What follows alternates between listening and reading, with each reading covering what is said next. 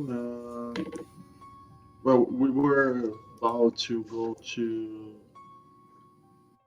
the old farmhouse. We just, uh, well, I just used chloroform on Peterson because she was getting unquiet. So,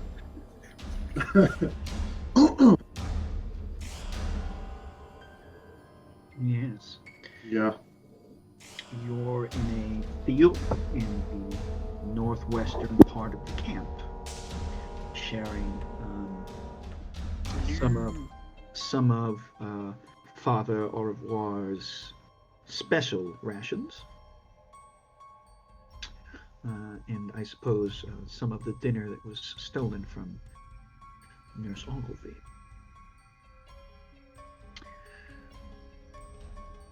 And Cheery is lying there, snoring slowly, drooling in the dirt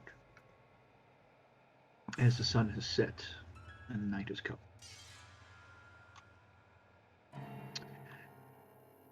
The night is very quiet. There is no noise of artillery fire tonight, certainly none of it near. The, there could be a distant booming. You're not sure if that might be thunder or if that might be artillery fire. But you do hear off to the south, or in that direction of the camp, at the outer edge, the roar of truck engines being turned on. It echoes past through the field because again it's a relatively quiet night. It's actually cleared up. It's cold. The stars are bright above you, sparkling in the darkness. And uh, you hear the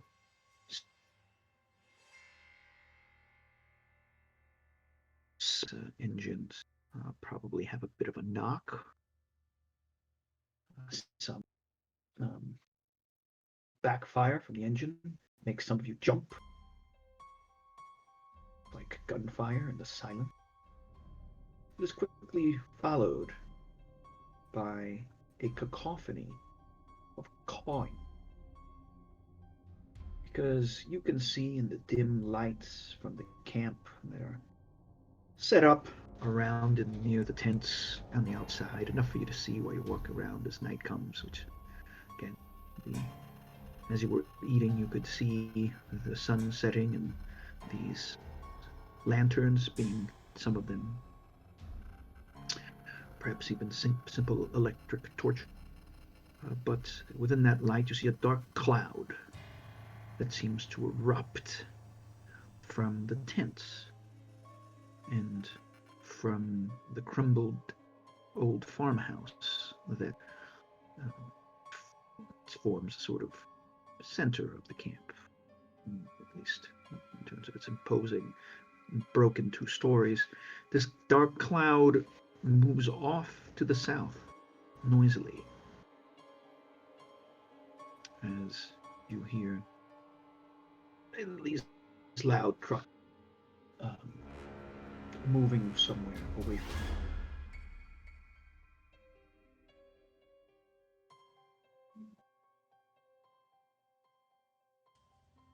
you. What are you going to do now? Well, I have to get the guns for everybody.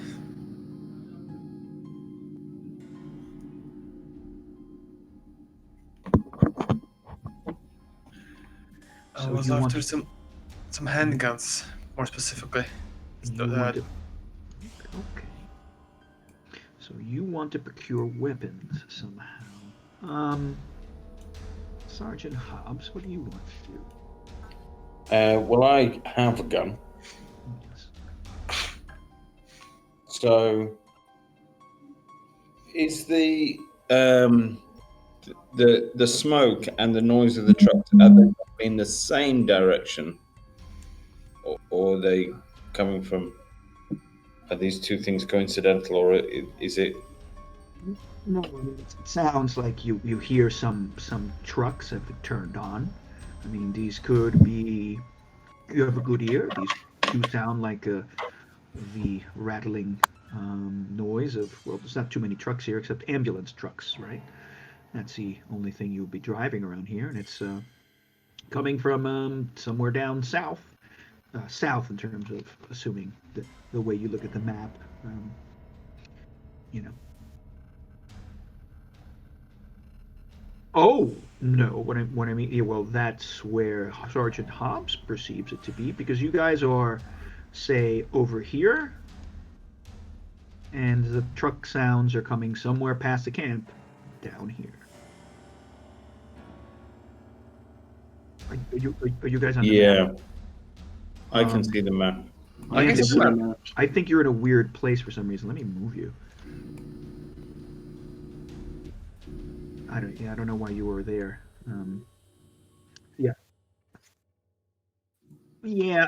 Yeah, remember, this isn't exactly the map, but it's relatively something Are you like trying this. to remember where we were last session? Oh, hey.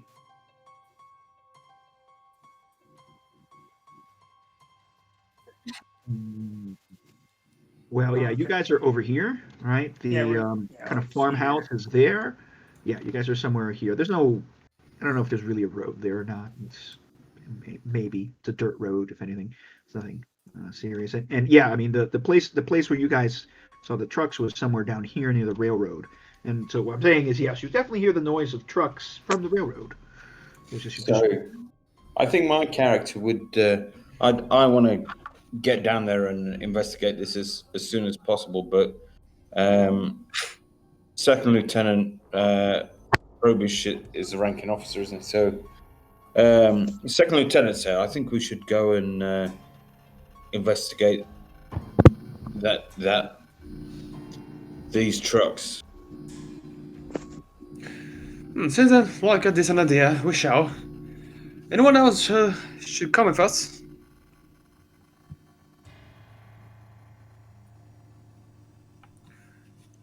What should you do with Mrs. Patterson? Yes. I'm sure she'll sleep it off. Do we leave her here? Yeah, why not? I feel she's going to live all night. I feel like we should bring her back and make it a type of alibi for her.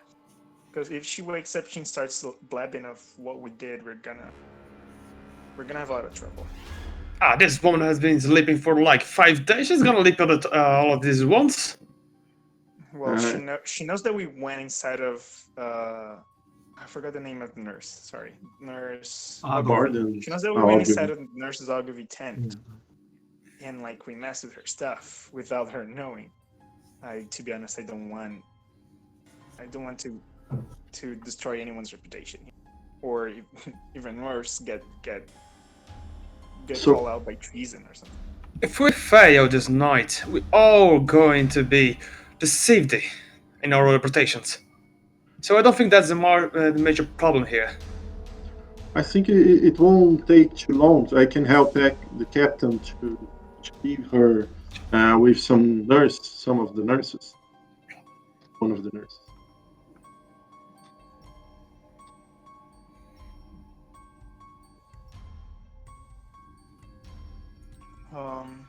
I feel. Would I trust the Indian nurse, or I just saw like her once, right? Yeah, I mean, you don't really know much about her. She seemed friendly, but also because you were speaking her language. We can't leave the doctor to look after her, right? Well, actually, being metagaming here right now, I'm like doing this and doing my class. I would love to go and help her, like keep her, like stay with her for a while until I can finish the class and come back. You can do as you need to talk, Patterson. I mean, it's up to you. Sorry. Yeah, I would. I would like to try and take her to like a tent with the nurse, the Indian nurse that I talked with. And when I get there, I'll try to convince her that she had like a weird interaction with some drugs and alcohol or something. She was like hallucinating. Oh, okay. So Okay, so you're gonna I'll do go that. see the drugs too. Oh, okay. I'm So so just can keep going, and I'll just like hold myself in there for a while. Doc Patterson, if you decide to do that and you leave the group with Cheery, who's half asleep. I mean, she's totally snoring and asleep and drooling, and you're I kind of would, I worried would about actually it. drag her. I would drag her to the Oh, tent. okay. Yeah, you're gonna have to, try and do a fireman's carry type thing because she's just a lump of sleepiness, right? So Yeah, you're yeah, gonna have yeah. to like piggyback her or something.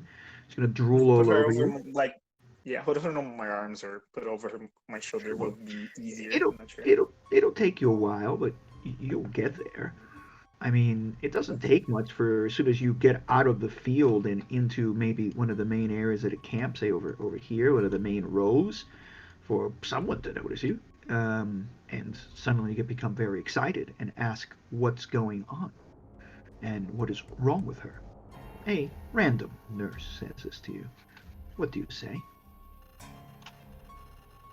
Oh, a random nurse. Yes, I mean, as soon as you start moving towards the area, I mean, the place is Yeah, very yeah, yeah. busy. I completely get it. Yeah. Well, we we were having some wine with the father. I'm not sure if she was taking any type of medication.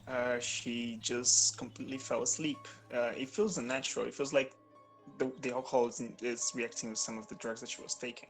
And I'll show like some, like, I don't know, like a weak pulse or something that would like, because it's happening. Like there's drug and there's wine and a lot of drugs Yeah, mixing together. Things that would prove that she's being like, I want to say like an overdose, but she would be like really intoxicated by the drugs and the alcohol. this is true. Yeah, I mean, it's possible that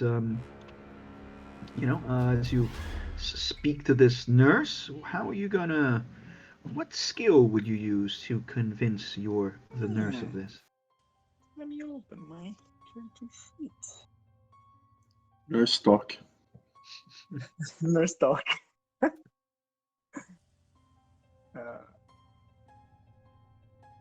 I have the no, credit rating would be more. I mean, credit rating is I mean, like partially I have like my political. status, right? Like I'm a captain and I'm like a surgeon. Like I feel like I would Exactly. have some sort of like a status too. So credit rating would work Yeah, credit to rating is convince her. social status plus actual, material wealth. It's a combination. Yeah. Yeah, I would Okay. do credit rating. Yeah. Okay. And to So try and like say that she was bambling like nonsense before she blacked out. the nurse sort of looks at you strangely, and she's like, "Okay, doctor, but um, you over here?" Is like, "Are you?" And she's like, "Oh, that's fine. Are you Captain Patterson?" I'm sorry, I didn't. Are you? You cut it Wait, for me for a second. sure. Are you Captain Patterson? She Uh, says. yes, yes I am. Well, you're late for your shift. Major Parker's having a fit over there in the operating theater. Oh, Yeah, yeah. So's I'm Ogilvy. aware. Uh, sir, you have a triple shift tonight. Oh, you're over an hour late.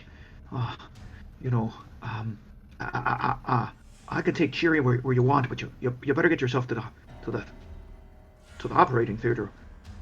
Oh, Yes, ASAP. I'll go back to my chambers and I'll go. So just tell me Zogby that I'm going there as soon as I can. And yeah, Okay. Sure. but I'm not gonna go there. I want to go back. Yeah, it's okay. Yeah, I mean, so you're gonna take her back to like you're gonna take her Yeah, to like her tent or I'm to your gonna tent? like I'm not gonna let her take her from me. I'm gonna like help her like take her to a tent somewhere that would not be close to where I would work. Like one of the barracks that are like kind of far away from the surgical area. And like like keep her for there a while and talk to the nurse and make sure that she understands what happened. So you're just going to take her And to a random place, essentially. I feel like if I get closer to the surgical barracks, like other people that I work with might see me and drag me back. This is true. Okay. Well, all right. So let me just make sure. Where are you going to take her again? Just a random. Yeah, I mean, because I'm not sure, would all the medical barracks be located in the same place, or would they be like spread around the camp? I mean, you could imagine this isn't exactly the camp perfectly, but you see these things here. Yeah. These are all different tents full of injured soldiers, and it's like this is the head injury area. This is the Oh, okay, yeah. the leg area. This is the torso area, and so they're divided up into same injury sort of groups. Yeah, Okay.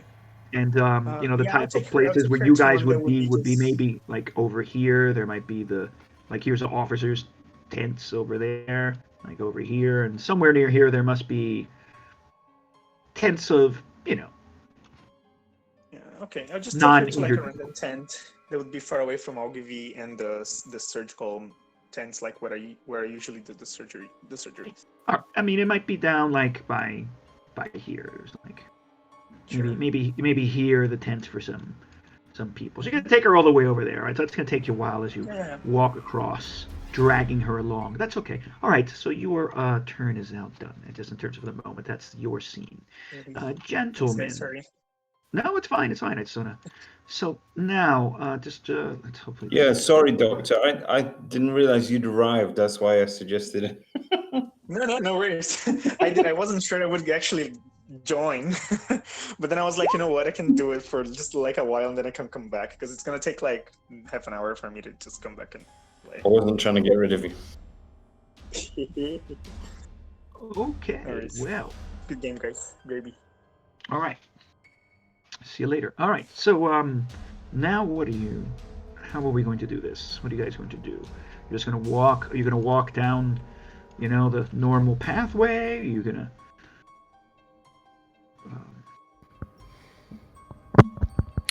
sneak around the edges? I mean, how would you like to proceed? Is there a way that we could do like half stealthy, not suspicious, but with care of not being attracting attention or avoiding someone that we might know? I mean, if you look at these, we can imagine that these areas here, like these are the areas of the camp that have a lot of heavy foot traffic as nurses are coming back and forth. People are heading out of the operating theater and going to different locations. Would shadowing help at all here? Shadowing is following people. So He could follow the man that's leading the path. yeah, like if you want to sneak around, that's stealth. Okay, and in this case, right? So that would be a. I have no stealth points. Yeah.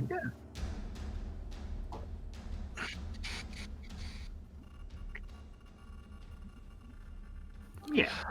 How would it be the stealth? Would it be a collective stealth or individual one? Well, Like if once it gets some really high, can help other people, or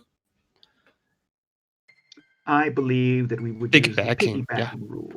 You're acting together, like hiking or sneaking around. Someone leads, and the other ones make the test. Someone's a lookout, keeping an eye, telling everybody, okay, we're free. Well, I lead the way. I have 10 of stealth, and I didn't use any points. I can just make 3 points of stealth, and I pass. Sure. Everyone else has to spend a point each. So I don't have a point. Yeah, but But I can I shadow him? One investigator leads, spends points, and makes a test. The other ones spend 1 point each. These are not added to the leader's roll, but give them the benefits of his success. Everyone who cannot pay 1 point increases the difficulty by +2. So, how many of you cannot spend a point in stealth? I can't. I cannot. Okay, so then Maybe. that. Oh, why do you need to hide? Okay, So that's fine. So that means that the base difficulty, which is 4, goes up by 6. So now the base difficulty is 10. I think we don't need to hide. Probish can lead the way, and I think we should go separate from each other. But I think we have nothing to hide as well. Well, I have the papers of the nurses and of the Dr. Watts, so I cannot be really caught right now. You can hide. I will go. I'll just go. But Just go. No one cares about you. Go. not together with.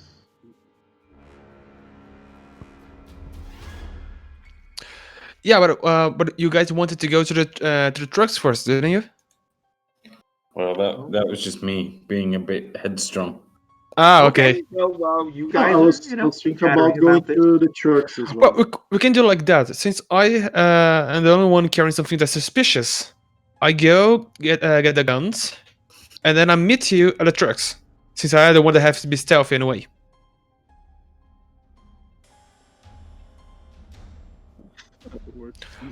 Indeed, they're quite smart, I must admit it.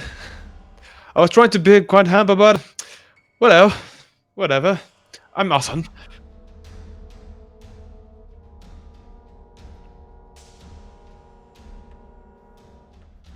Actually, I have some idea for this papers. I was planning to live on Major Parker office of someone responsible for it, and just say that some officer asked me to get, and I'm just delivering it and quite cleaning my name on this story. Make all seems look like a little misunderstand. And for the guns, I can just go take the guns because I'm after and I'm armored, and that's not acceptable.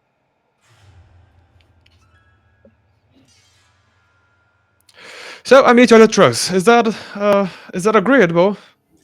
We are very close to the officers' tents. They're just over there. Great. So I meet you at the trucks, or are you going for me? Ish.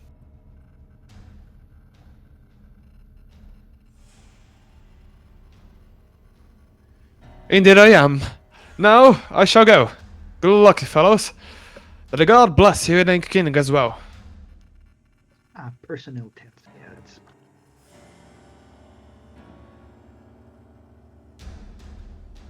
Amen.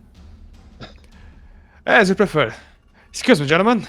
And I gonna roll a little bit of stealth to go make the papers disappear first, and then I go for the guns. Well, if you are going to go into the officers' tents and you're going to try and hide these, well, I'm going to make the base difficulty at least a 6. I mean, this place is busy, so not everyone's paying attention to you, but it is not empty of witnesses. Okay. But could I just go there, fight someone that is responsible to help Major Parker, and say, well, deliver that to Major Parker, I'm out. Could I do this? You could try. Sure. You could try anything. Okay. Let me think. Working here. If I go for the stealth option, the difficulty is 6, so I have to roll a 6 in the d6 to pass, right? Yes, I'm going to say for now the difficulty is, well, if you're going to sneak, right, and all you want to do is like sneak to the tent. Has he already along- left us, Kai, or can I still give him an idea? I mean, I presume he's already left. He's gone, and you guys are walking. So it's up to you. You make a decision. I'm going to get back to these guys really fast. Well, you think exactly what it is that you want to do. No, I just consider the numbers. That's what I'm doing. Well, it's like this. You think it's going to be, I mean, if you're going to sneak by and suddenly just appear by the officers' tents, I mean, that's fine. The fact is sneaking into Major Parker's tent without anyone noticing you. If you want to just command someone, I mean, you could use pull rank, military talk, credit rating to try and get someone to deliver those things. Of course. So I mean, that's your two. That's a couple things that you can do. That's the other one's easy. Okay, I'm gonna consider here, and you go for them for a Okay, moment. just real quick. Okay, au revoir, Lance Bombardier Monk and Sergeant Hobbs. Are you guys going to go together? You're going to split up? Just casually walk about?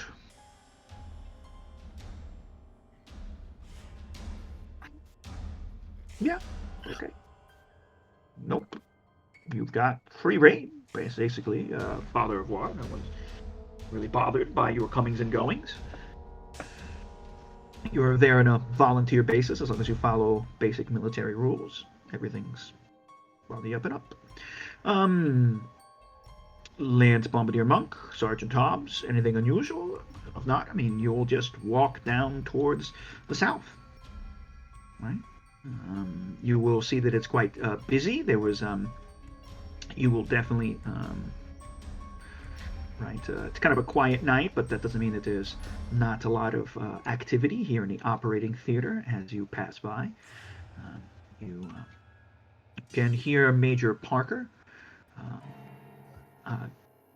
giving commands. He seems, as you can hear his voice coming out of the tent, as he seems to be talking to maybe different doctors. You hear different doctors' names, and you hear him. Sounds like he's talking to multiple people, shouting orders of some kind, medical orders. You don't know, scalpel, put pressure on him, blah blah blah. So it seems to be quite busy. And you'll make your way south over here.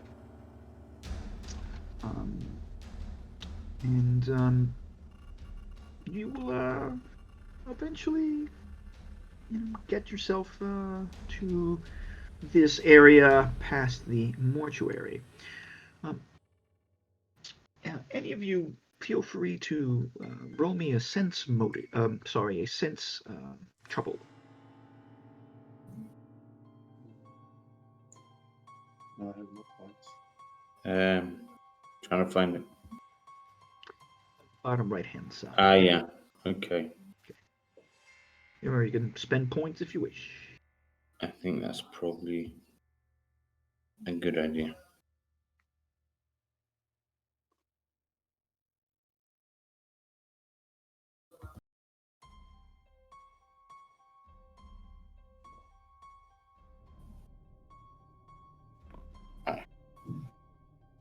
Lance Bombardier.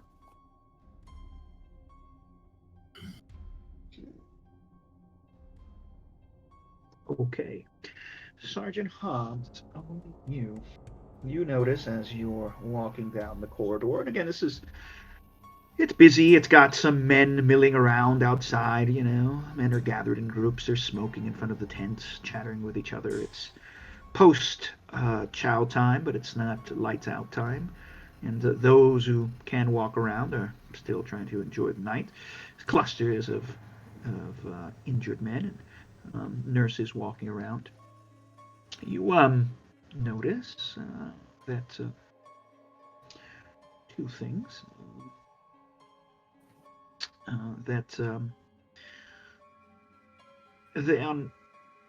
Every once in a while, on a tent, you notice there is a crow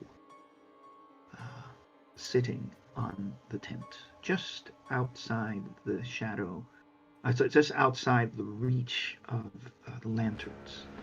But you can notice its movements out of the corner of your eyes. It's more than one. And then you notice that at one point you pass maybe one of the tents over here. As you're walking, you're pretty sure that there's someone following you. As a matter of fact, the other thing that you notice is that it seems the crow is following you too. Father of War, don't look now, but I've got a terrible, horrible feeling we're being followed. And another thing, I don't like the look of these crows. Have you noticed? They've got terrible beady eyes.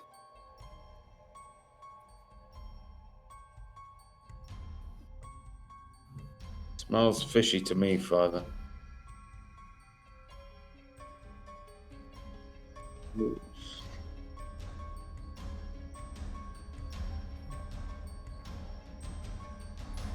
Do I know how far they are going? I think that's probably about 3/10 back, 2 to 3/10 back as you're walking. It's maybe like 30 feet back. Just pretend you're talking to me, but they're about 3/10 back behind us. Oh, very good point, man.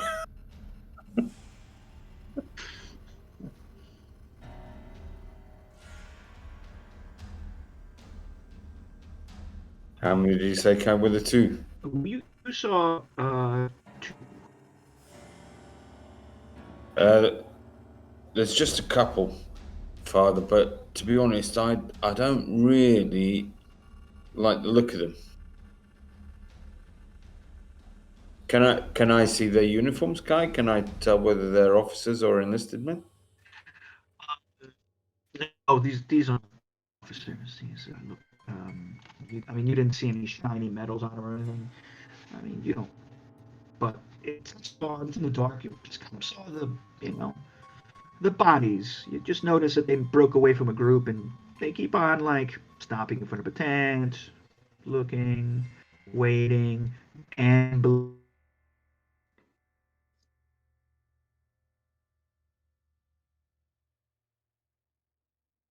And can we see the trucks yet at all, or are we not that far? but well, no. By the time I mean, you guys are kind of walking over here. So if you keep on walking, right? I mean, you'll notice it'll be hanging around the corner here. No, you get over here, and of course it's dark. I mean, there's lights here. These are the personnel tents, and there might be some. The edge of the lights gets maybe over here, so it's getting a bit dark. But when you get over here, you'll notice, yeah, the tents are. I mean, the trucks are gone. And there's still a flurry of. I mean, you did notice a flurry of action, all around you. There still seems to be people coming in and out of these personnel tents. The lights are on quite brightly over by the wash house and the bathhouse. The lights are on in around the mortuary. Is it worth having a look inside the mortuary? Maybe. You just know that everything think, seems Father? to be quite right. And in fact, it's still quite. I mean, there's a sound. It's a quiet night. There's no bombings and stuff like this, and so the sounds sort of carry across the empty field. You all hear a certain irritating voice echoing from somewhere in the camp, and it sounds angry as opposed to just authoritative. It is the noise of the voice of Nurse Ogilvy.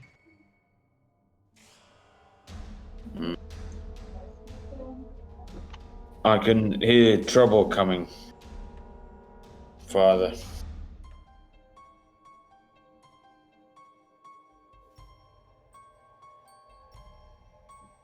Yeah, sounds like a good idea to me. Lance Bombardier? Yes, the trucks are gone, Kai. The trucks are gone. Okay. Your voice cut for me a little bit. Okay. Yeah, No problem. I think it was my connection. The trucks are gone, and you can, I mean, you just kind of see this area from, the lights. Here at the station yard. I mean, there's just some few lights that are on. They're low. I mean, obviously because you don't want to make a target, but it's hard to see from over here. I mean, it's probably unlikely the enemy can see you, so you can't be in the total dark. But you guys get here eventually, and like there's nobody there. All right, you guys make your way, towards the mortuary. And there are a couple of, as you approach, tents are open. The tent flaps are open. It's a big tent, and a strange smell sort of enters the air. It's partially the stench of death. You know the stench of a corpse, because it's unfortunately become a familiar bouquet to you over the years in the trenches, along with some sort of acrid chemical smells that burn your nostrils. Those also give you a slight pause. You're sensitive to chemical smells in the air around you. They always remind you of the possibility of a gassing. So, Dear Lord, get a whiff of that. Are there bodies here? Okay, yeah, the mortuary is full cool. of bodies. Yeah, there are many of them are not wrapped up yet. Their bodies laying on some simple cots with just simple white, cloth blankets laid over them to so that they're at Do least. you know what, Father? I really wish Doc Patterson was with us now, and then he could have examined some of these corpses, see if there's anything odd about them. The bodies are covered with a cloth, is that it? Yeah, I mean the bodies are they're covered with cloth. I mean, that's what you would imagine they do that to. Just I'll cover. I'll check one of the bodies. I'll take the cloth away just to see. Yeah, okay, yeah, the young-looking man. Um, he his obviously his face has a grimace on it. It looks like he actually died in pain. It's frozen on his face. Okay, so there was a strange look in his face.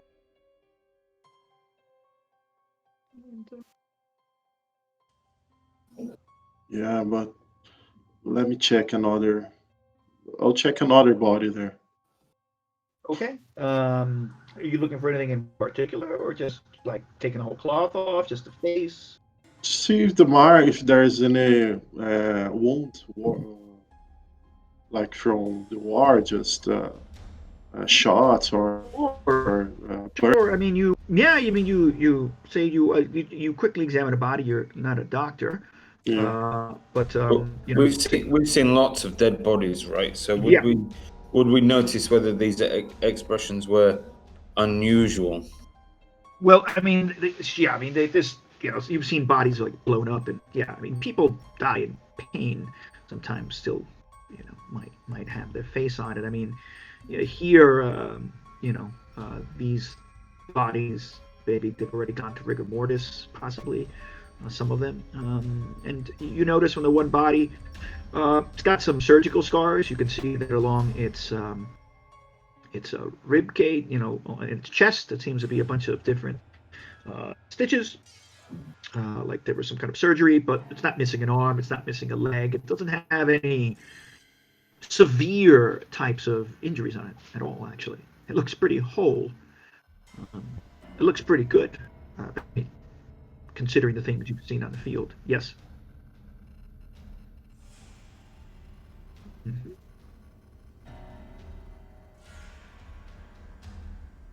Okay.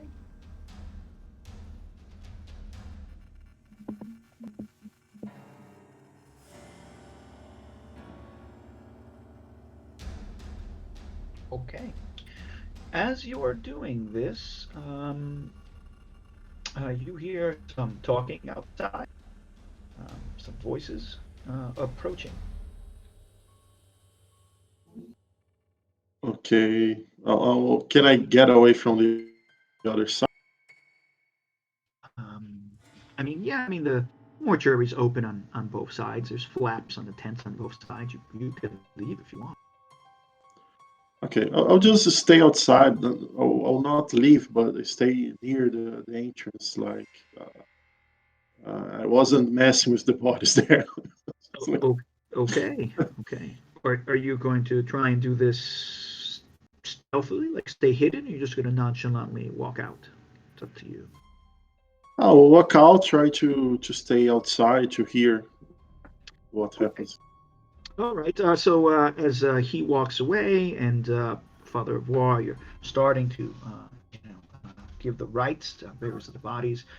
You see about a set of 6 nurses coming through, and they're carrying some shrouded bodies on stretchers.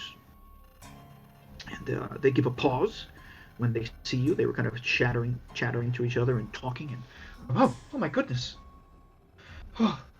Oh, you gave me such a fright.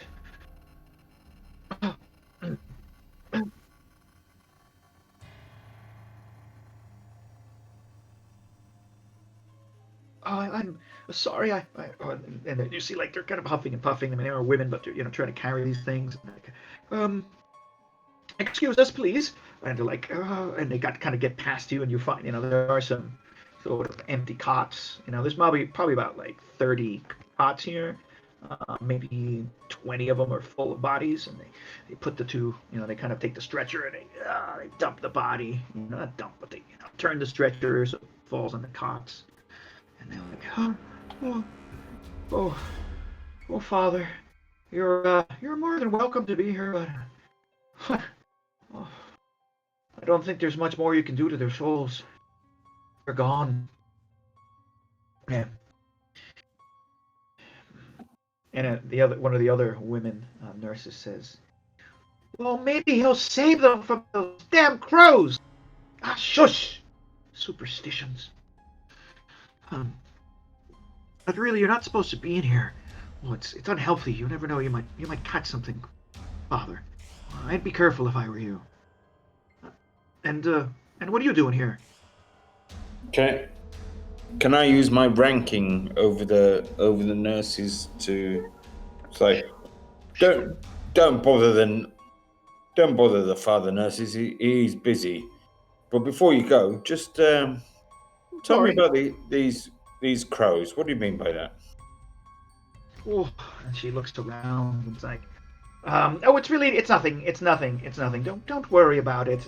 And the other nurse who spoke before, she kind of walks towards you and says, No, don't. I'm not crazy. There's always these crows all around, all over the camp, pooing on everything. It's really quite disgusting. I don't know why these birds are here. They should do something to scare them away. Put up some scarecrows or something. It's totally unhygienic. And also the other nurse comes and says, but also, right? Them crows, they're supposed to eat the spirits of the dead. And they start squabbling against each other. The other two seem to be sort of making fun of her. And she says, no, it's true. It's what my grandma used to say. Yeah, crows, they follow you. When you're buried, they wait for you. They wait for your soul to come out. They try and eat it. Don't you ever notice how all the crows always chase the trucks when they goes out to the cemetery? I'm not crazy. They do it all the time. No, it's not just because they're hunkering for food. They sit here all quiet all day long, not saying a word. Yeah? And then they fly off when the trucks come, and they come back with the trucks. That's weird. Something's not right. It's not right. What did I say? Don't listen to her. She's Irish and she believes strange things. They're all the Irish. They're all a bit stupid. She kind of says to you in a whisper. It certainly does seem a bit blasphemous, I have to admit. But I'm a bit of an amateur ornithologist myself. You wouldn't mind just pointing me in the direction of the cemetery, so I could see these crows, would you? Well, of course, the cemetery is she's right over the. When she starts talking, she says, "Come." And she goes to the front of the mortuary, which is over here, and she basically points in this direction. She goes, it's oops. It's that way, past over the railroad track. It's maybe 200 meters. Actually, they wouldn't say meters because we're still 1916. So maybe it's like maybe 200 yards. yeah, 200 yards. Yeah. 200, 300 yards over that way. Oh, but I wouldn't go there now. It's dark, sir. Oh, you'll fumble about. I mean, well, you can get a lamp. It'll take you a while. It's all real muddy. Oh, the truck's churning up the dirt. It's really hard, but I mean, I wouldn't go there if I were you. It's.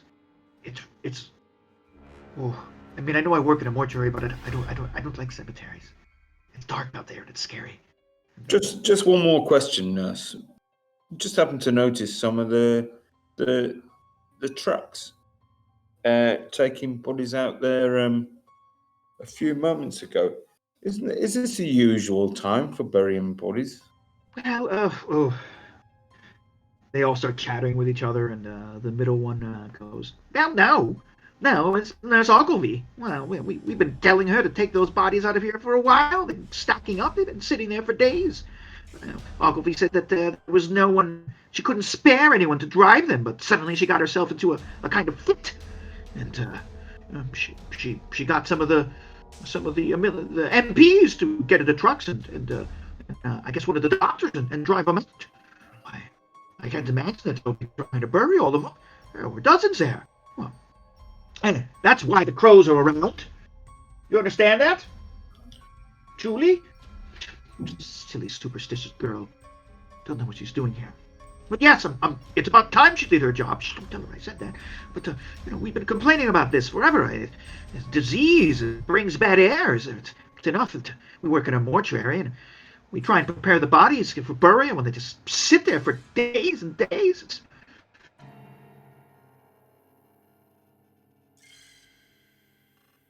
This is the cemetery.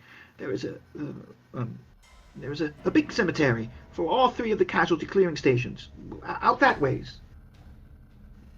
Past rail lines. Sergeant Hobbs? You know this? Yeah, it's 200 yards apparently. Father, if it's only 200 yards, can we see a flock of crows about 200 yards away? Well, it is nighttime. So if only night vision goggles had been invented in 1948. Yeah. I mean, what you did hear and see against the partial moonlight and the starlight was a huge cawing and a huge flock of birds fly out of the camp and towards away from you, from where you were, as soon as you heard the sounds of the trucks. Just a minute ago.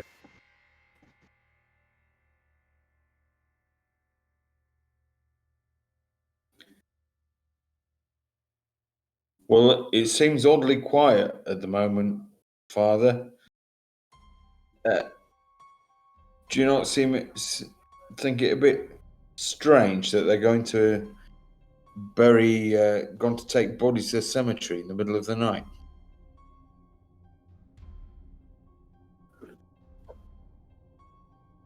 We passed the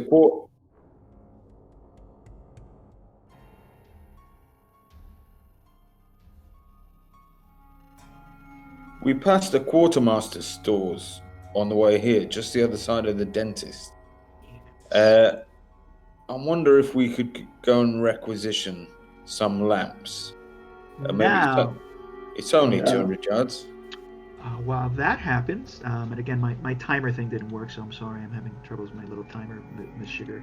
So, Yuri, let us get back to you as you've been patiently waiting to concoct your plan. Okay. What is your plan? My plan is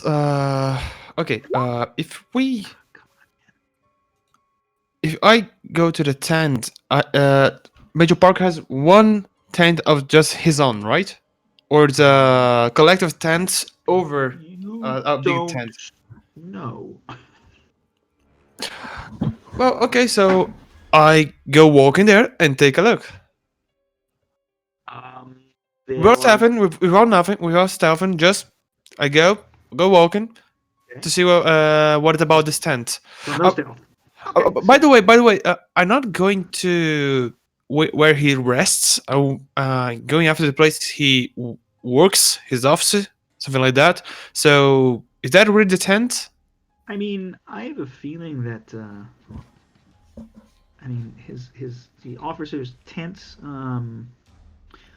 Yeah, so so where you want to go, I suppose, is some sort of central command office. I have a suspicion that they would work in his very tent. I mean, this isn't a Okay, very so- fancy place. So Great. Just make sure. So I'm going there to make sense. Okay, I because mean, it wouldn't- you don't know where it is. I mean, you don't know where his tent is. I mean, it's just plain and simple. You're not sure. Oh, okay. I go to the tent, like in front of them, and I take a look. Well, What do I see when I get mean, of them? There's many officers' tents here, and there is, they're of varying complexity. All of them have sort of appointed with like desks and bookshelves and so forth and so on, and paperwork. So, I mean, there's a variety of things there, and you don't know what's what, but there's definitely a some officers are in their tents, maybe reading, maybe already partially asleep. There might be some officers, standing about outside the tents. Anthony, I'm going to have to ask a question. I mean, would officers' tents, would the commanding officer have a specifically easy to find something like this if they're quarters? You would think.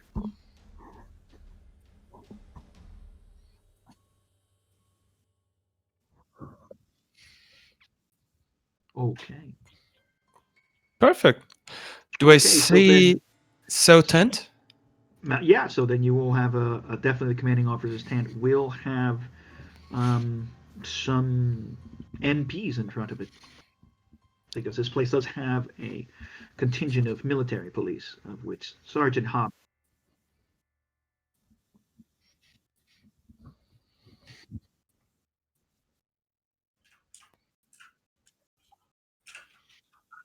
Okay.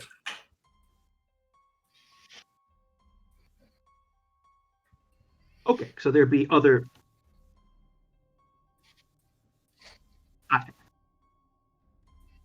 Okay. So I'm going to presume that the same thing here. There's, some officers who are in a bigger tent, and it's clear this is the only tent that's got multiple people working in it. So maybe it's a little bit bigger than the rest. So you find it. Okay. I go toward the tent, or I talk with one of the guards. What is his rank? A guard. It sounds like these are different kind of officers who are working here. You would say these would be commissioned, non-commissioned officers, right, Anthony? Okay.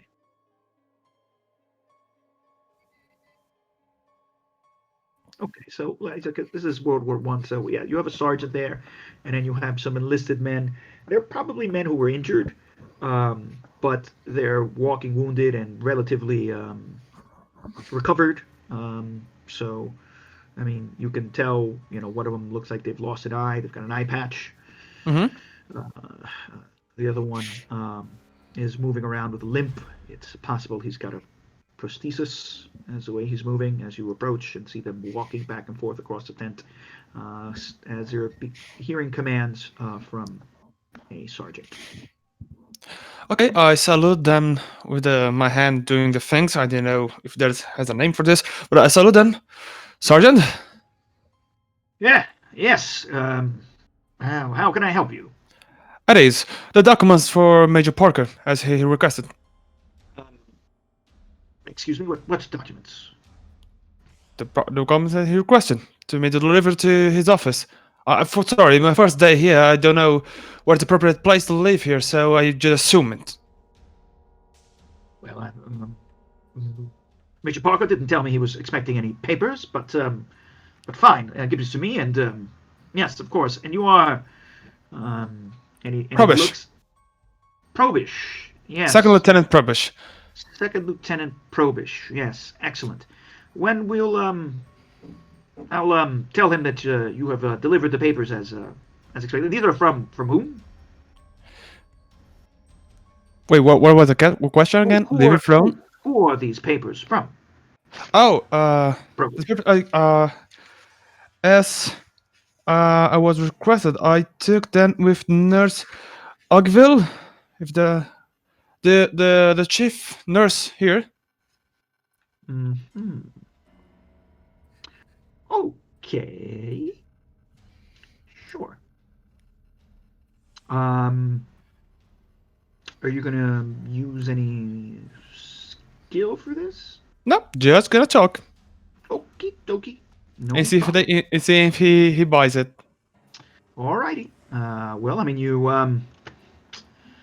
he salutes you and says, "Yes. Well, of course. The major is currently in surgery, but when he's done, I will inform him that you have brought these documents. Of course." Yeah, of course. And after his turn, please say that I'm available for anything else he needs. I'm eager to serve.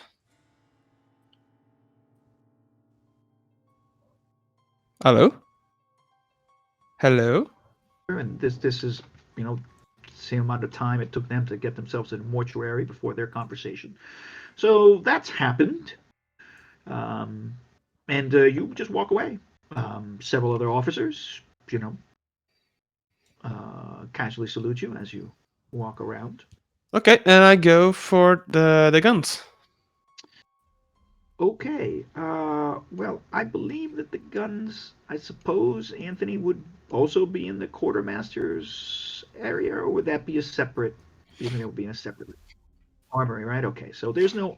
Yeah. Right. So let us imagine there is an armory somewhere here, and I suppose that we have so many.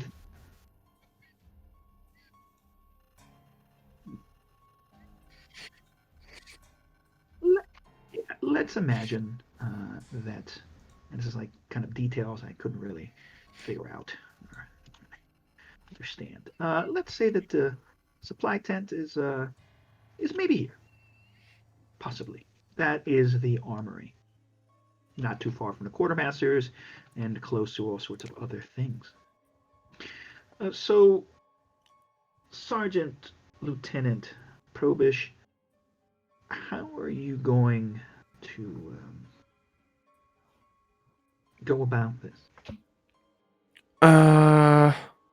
Once again, I'm just going to straight for pure in front of the place. And when I get there, what I see? Okay. I mean, you're going to see a tent, and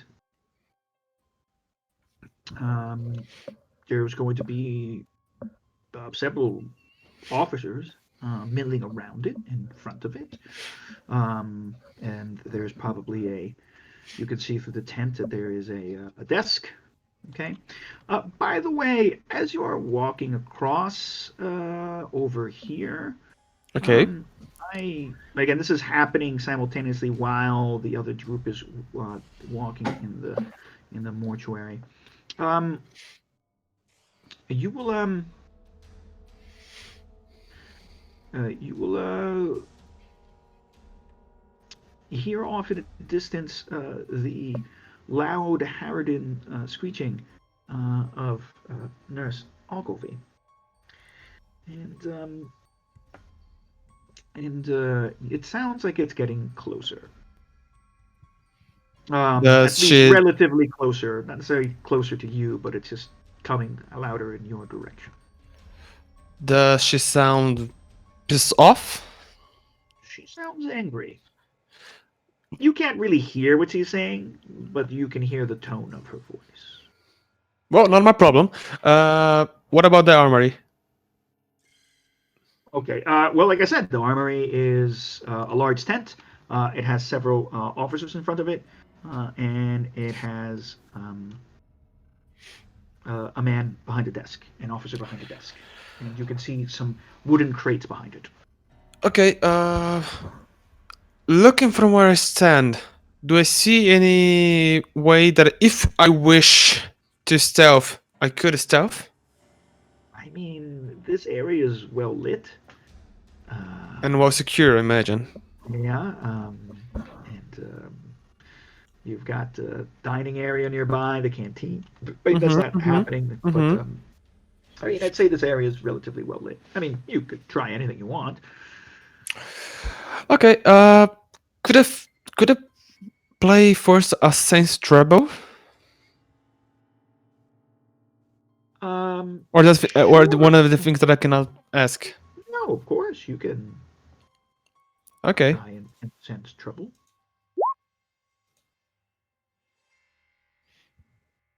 That's a fair, right? Yeah, that's not very good. Okay. You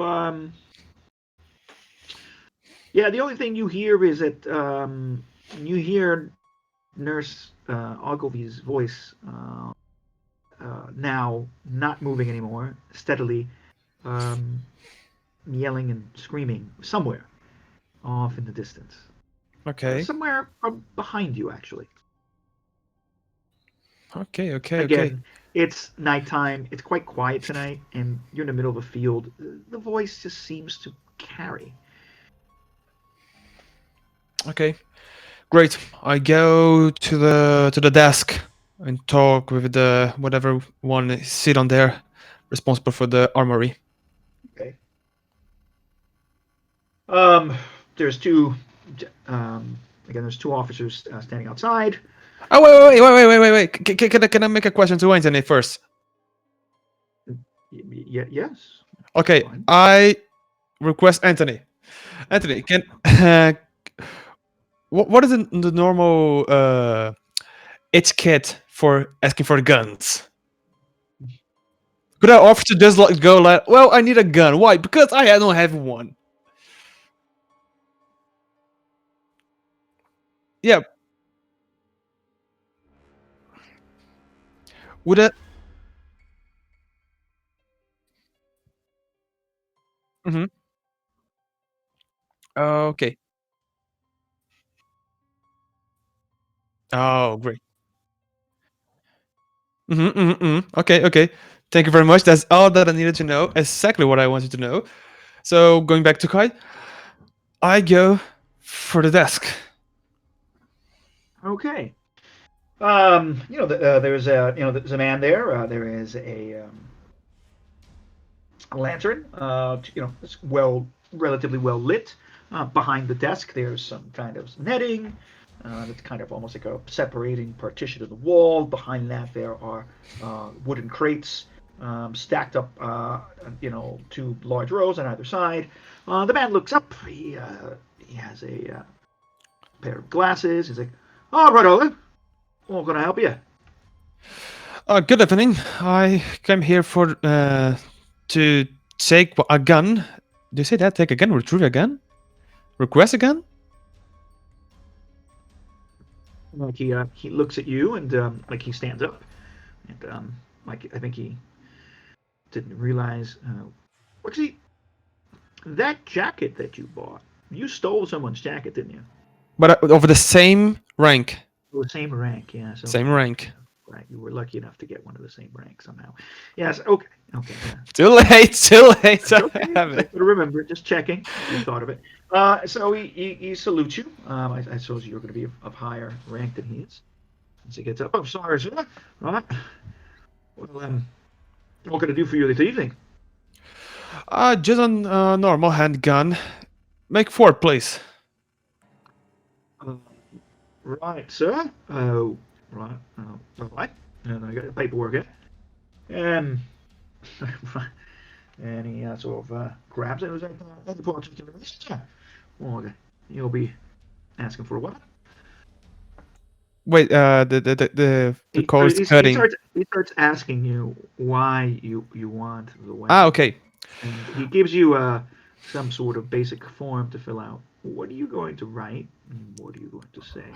I'm going to write that I take one gun from me, since I'm after an unarmed and close to the front, and I'm going to take one gun from me and three subordinated that are well fit to go back to the front lines and well fit and physically well to defend the camp if it needed.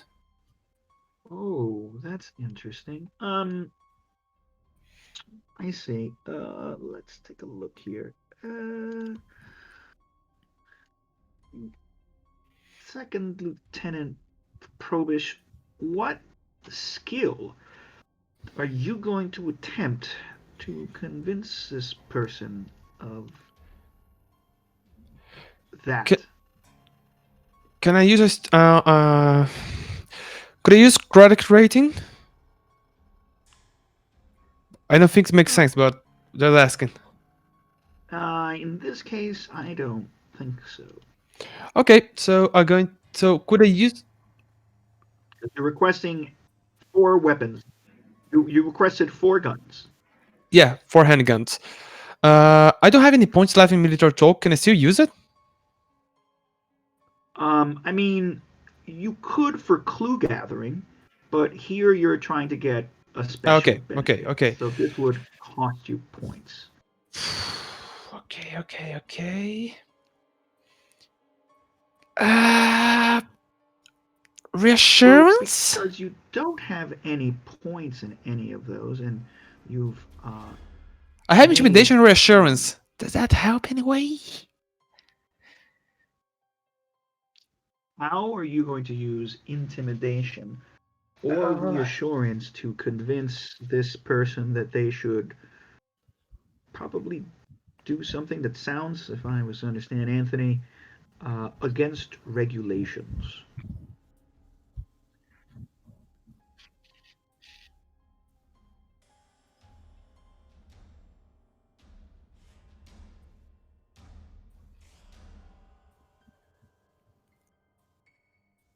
Yeah. I was thinking about reassurance. Like, play the "We are British" card, you know? Yeah, what?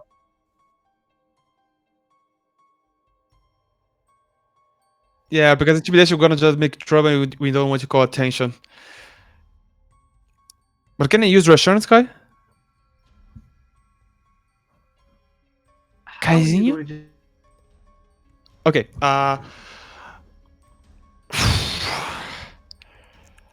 well, I'm going to say to him, well, I need the guns. After all, we are close to the front. We need to defend this place. After all, I've heard the field marshals come here. I even delivered some papers to Major Parker about the state of the camp. And I have been concerned about security. We don't have a lot of men. Opa, okay. Hold up.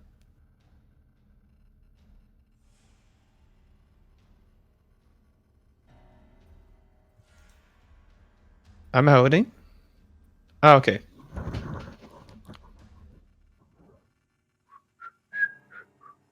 Okay, Kai's out. Does anyone has any idea to improve my moment?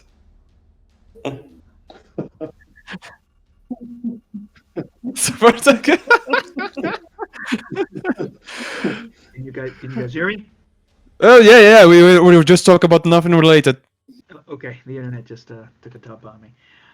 Okay. Well, you can try and okay. So if you and how are you going to reassure this person Okay, about your weapon request? Because now he starts speaking to you and he takes the paperwork away and he says, "Look, I don't understand why." He starts asking you why you need interrogating you. Actually, why would you request 4 weapons? And what do you mean sending weapons to the front? And he starts asking questions, stern questions, and he's gotten like quite serious now. Oh no, totally cool. The guns are not for guns for the front. It's a man that came for me. They are not really injury, just like flesh wounds, nothing big, and they could contribute to the defense of the camp since we're close to the front. And as you can hear, there's a lot of gunfire happening. We never know what think's gonna happen. So just for case, I taken some subordinates of me to help with the security of the camp, me included. Okay. Well, what's going to happen with your 1-point reassurance test is he's going to tell you, he says, look, I'm sorry, but them blokes are going to have, them men are going to have to come here and sign it up themselves. But I can give you your gun. Oh, That's totally of course. Sorry to bother, I was just trying to save some time. Yeah, right, of course. But things don't work that way. So, we've got to keep things in order here. It's bad enough we're in this awful place. If we can't get things done properly, Of course. everything's going to fall to shit. Shite, actually. Oh, here you go. And so you requisition, and he goes in the back, and he. Okay, now provides you that's with a major point. Can I go with him inside the place to get the guns? If you try, he tells you, please stay behind the desk. Okay, so while I stay behind the desk, I'm gonna try to look for through the space that's gonna to be open while he goes in the tent and see if there's any weak point inside that I could exploit to sneak in to gather the other 3 guns. Well, I guess you I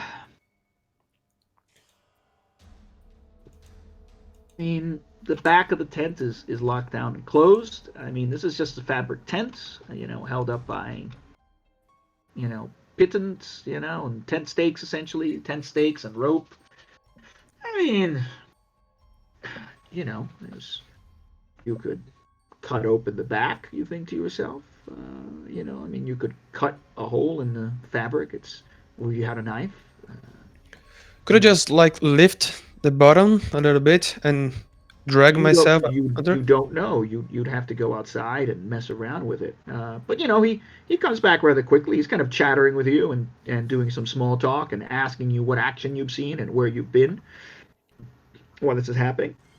And with about 2-3 minutes, he comes out with a Webley revolver and a small box of rounds. Okay. I take the gun. I got a little look if the gun's okay. I smile to him. I shake his hand, and I take him for service. And I go that way, behind the dentist tent. Okay, sure. Okay, so you stay there. All right, gentlemen in the mortuary. Let me see if I can get my damn timer working. What are you going to do? How are the tents illuminated?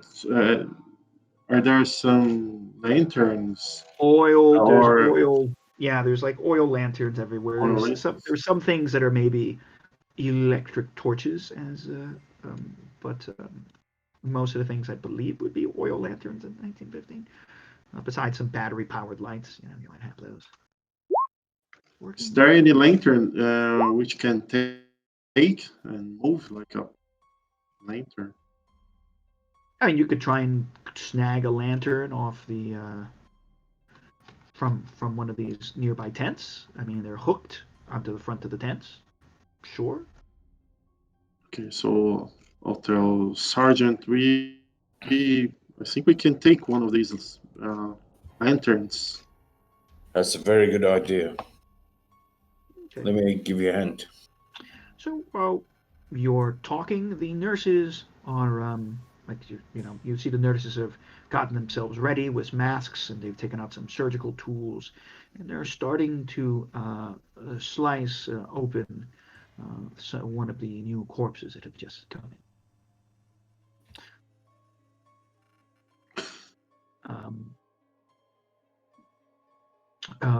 Sir, that we are. Excuse me. Well, we are.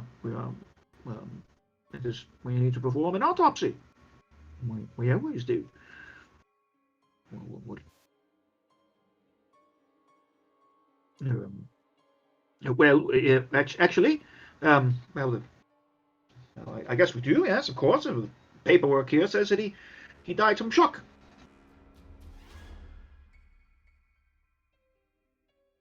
Well, it is Nurse Ogilvy's orders. We are to autopsy every body.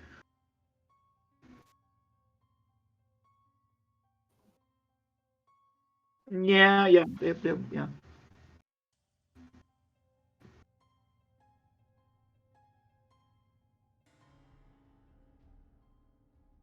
Okay. She kind of drops, her medical tools behind her mask. What are you doing?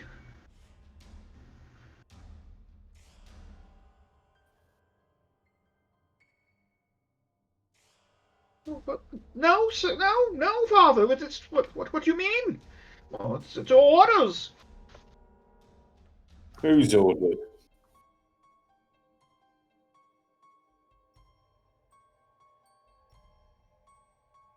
Uh, I suppose that they all must all be in Major Parker's office or Nurse Ogilvy. I'm sure Nurse Ogilvy has them.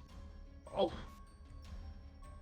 she does. She does. There's paperwork. There's some paperwork attached with all the, she has multiple sort of folders, multiple papers on this very simple clipboard. Yeah.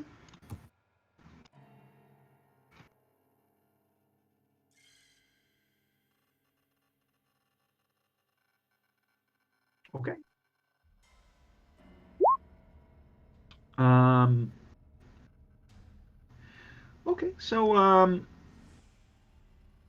all the all these reports or of these recently all these four men that they brought in. Um. uh, if you look at it, I mean, do you have any medicine?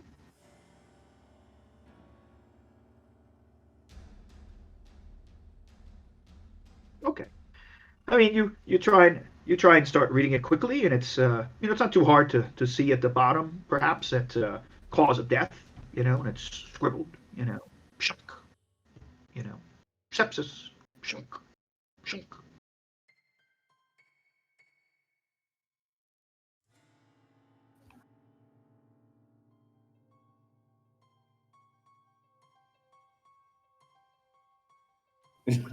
This travesty, this heresy.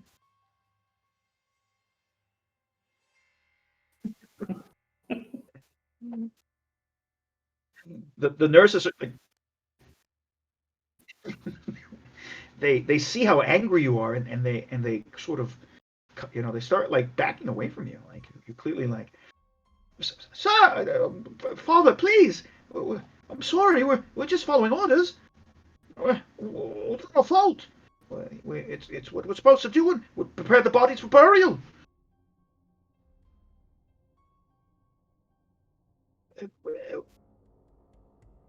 Uh, well, you should speak to the nurse Ogilvy about this.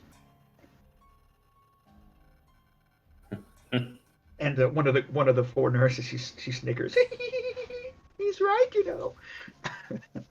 and she's like, well, look, I assure you, we must follow orders, and Ogilvy tells us what to do here. Ogilvy tells everyone what to do. There is now 24 dead bodies, 2 dozen.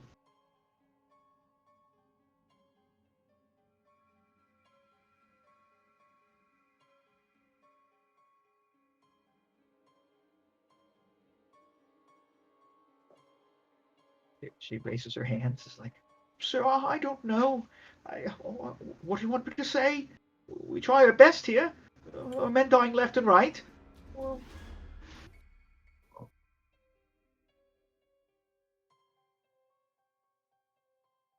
they sort of look at each other, and they're like, what are you trying to say? And they look at you, and they look at Monk, and they look at the Hobbs, and they're all like really like they're looking at you for like help or reassurance. Like they're kind of Did worried. Probish tell us about his experience with the electric shock thing? Do we know that? Probish, did you? When we when we got together, I don't- said that I met the Watts, Dr. Watts, but I don't remember if I said that I was one of the victims. I honestly don't remember. Uh, I believe maybe Kai, Patterson said something about it. Kai, I have electrical repair. I don't know physics. I can see any sign that it was caused by electric shocks. Not. I mean, if you start walking around and uncovering them, the nurses are going to sort of get flustered when you try doing this. Like, Oh excuse no, me, who are no, you? Because you were standing outside as you come back, and they're like, excuse me, who are you? What's happening here? Why is there so many people in the mortuary today?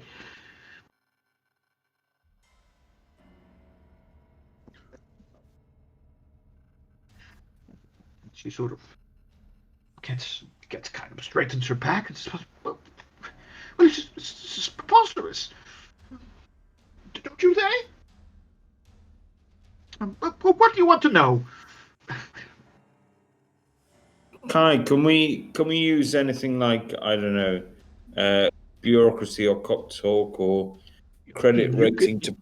to pretend we're like from some that we're investigating the camp from we've been sent You and that they should cooperate or else. of course you could. I mean, you could use intimidation.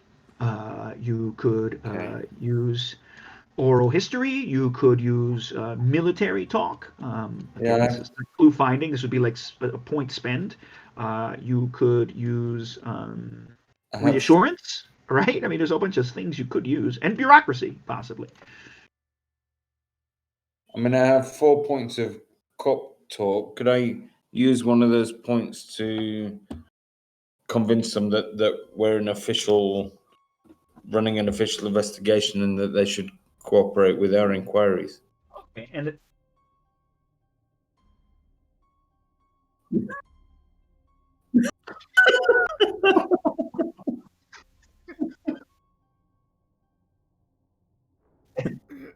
yeah, okay. So this is another one of these big lies. So this is military talk you're talking about, right? You still have 4 points. So Okay. right. So I think you 4 could points. use. Yeah. Do I need I, to spend a point of that?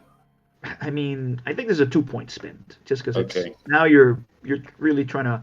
You're not just kind of chatting people up. Now you're actively lying and manipulating people, so it's a little bit harder Yeah. for what you're going to get. So go ahead. Yeah. So how are you going to? What are you going to tell them? Now listen here. The father and Lance Bombardier and I are here from an official investigation from HQ, and the entire between you and me, the entire camp is under investigation. People are going to go down because of this, and you'd be very wise to cooperate with us. And then when it comes to the inquiry, we could be sure to mention how cooperative you were during our inquiries. So I would suggest that you cooperate and you answer any questions that we have. Understood?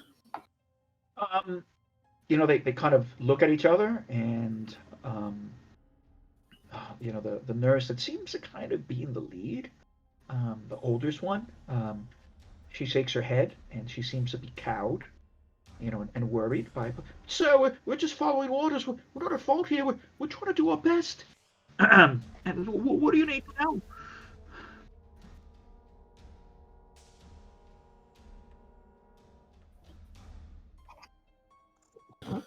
Why don't you take your time, madam, and just explain to us exactly what it is you've been asked to do? Well, he looks and says, well, we're we've been asked to take autopsies, um, and determine the if there are any other extenuating circumstances for the cause of death besides shock, or at least to consider that there may be. And we file our reports to Nurse Ogilvy concerning this. And we prepare the bodies for burial after that. Um, um,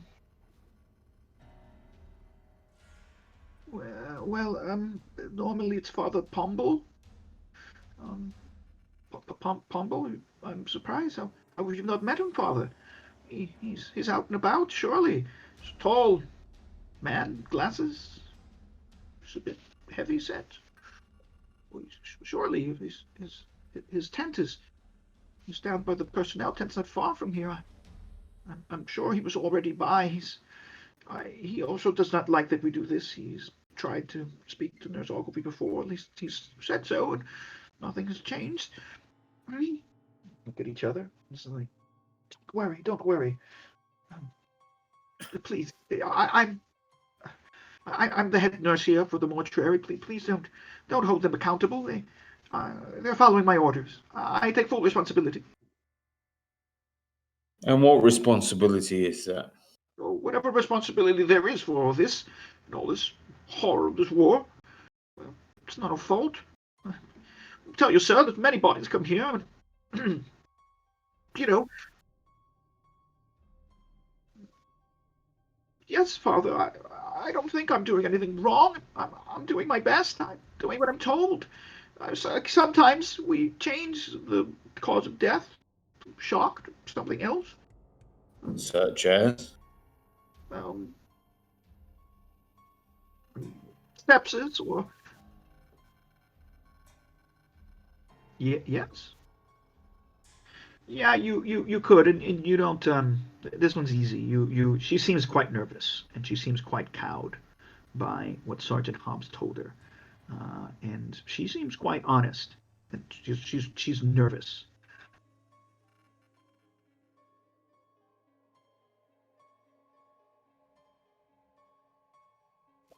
Yeah, and But would we? I mean, would we obviously say shock, and so we assume it's medical shock. yeah. But It's obviously, not. Probish has a different experience of shock. Yeah, But we it's wouldn't not. know to ask that, would we? It's not being scared to death. It's system shock. Yeah. It's yeah. I don't. Yeah. I mean, It's not an electrical shock. no, it's not an electrical It doesn't shock. turn- okay.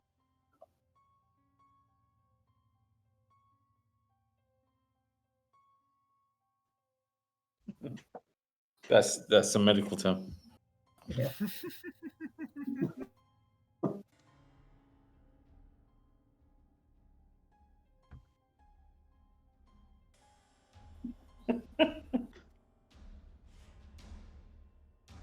Patent. Make what you want of it. And one of the nurse who's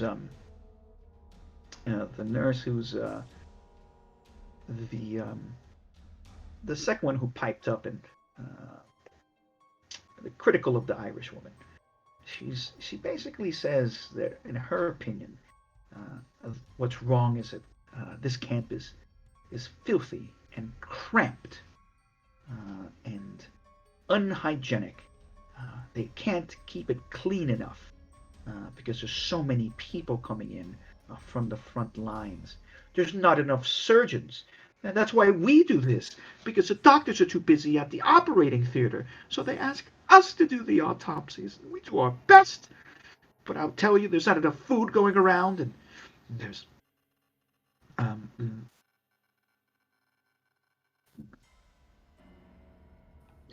yes, but it's not our incompetence. It's Nurse Ogilvy's. Don't tell her I said that, but it's true. Man, there's men don't get fed enough, and there's rats and there's insects, and there's this and the smell of gangrene is everywhere.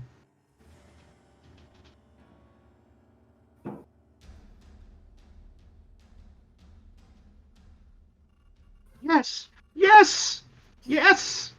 Good. At least someone listens. And then so the Irish girl, she's like, "Oh, that's not what it is. I'm telling you, the place is haunted. It's them ravens. Aye, they're a sign of something. They're a sign of the touch of death here.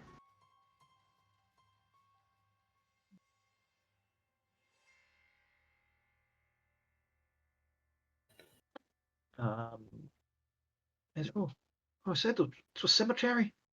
That's where they would have been. And actually, you probably hear the rumble of trucks again. Somewhere off in the distance. Kai, I'll tell the nurses. I'll intimidate there. I'll use intimidate. Okay. Look, it's better you don't talk about this conversation with nobody else, or otherwise we'll be transgressing official investigation, okay? And things can go really. Yes, sir. Yes, sir. Of course. And as they're kind of talking, and you hear the trucks, you're kind of busy, and you've been chatting with them, and then you suddenly hear the Irish girl gasp. As the nurse turns around, the other nurse turns around and starts back and also sort of gasps. What is going on here? Oh fuck. Fuck my ears. I wasn't ready for it. A screeching voice of Nurse Ogilvy, pleasantly plays upon your ears. She's there with a cadre of officers. Excuse me? What are all the lot of you doing here in a mortuary? You're not supposed to be here.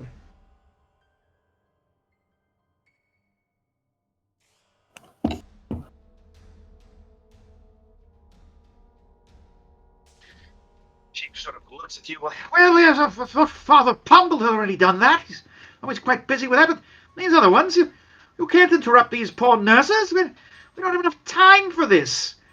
Yeah, we're busy. We need them back in the operating theater as soon as they're done. And she looks at.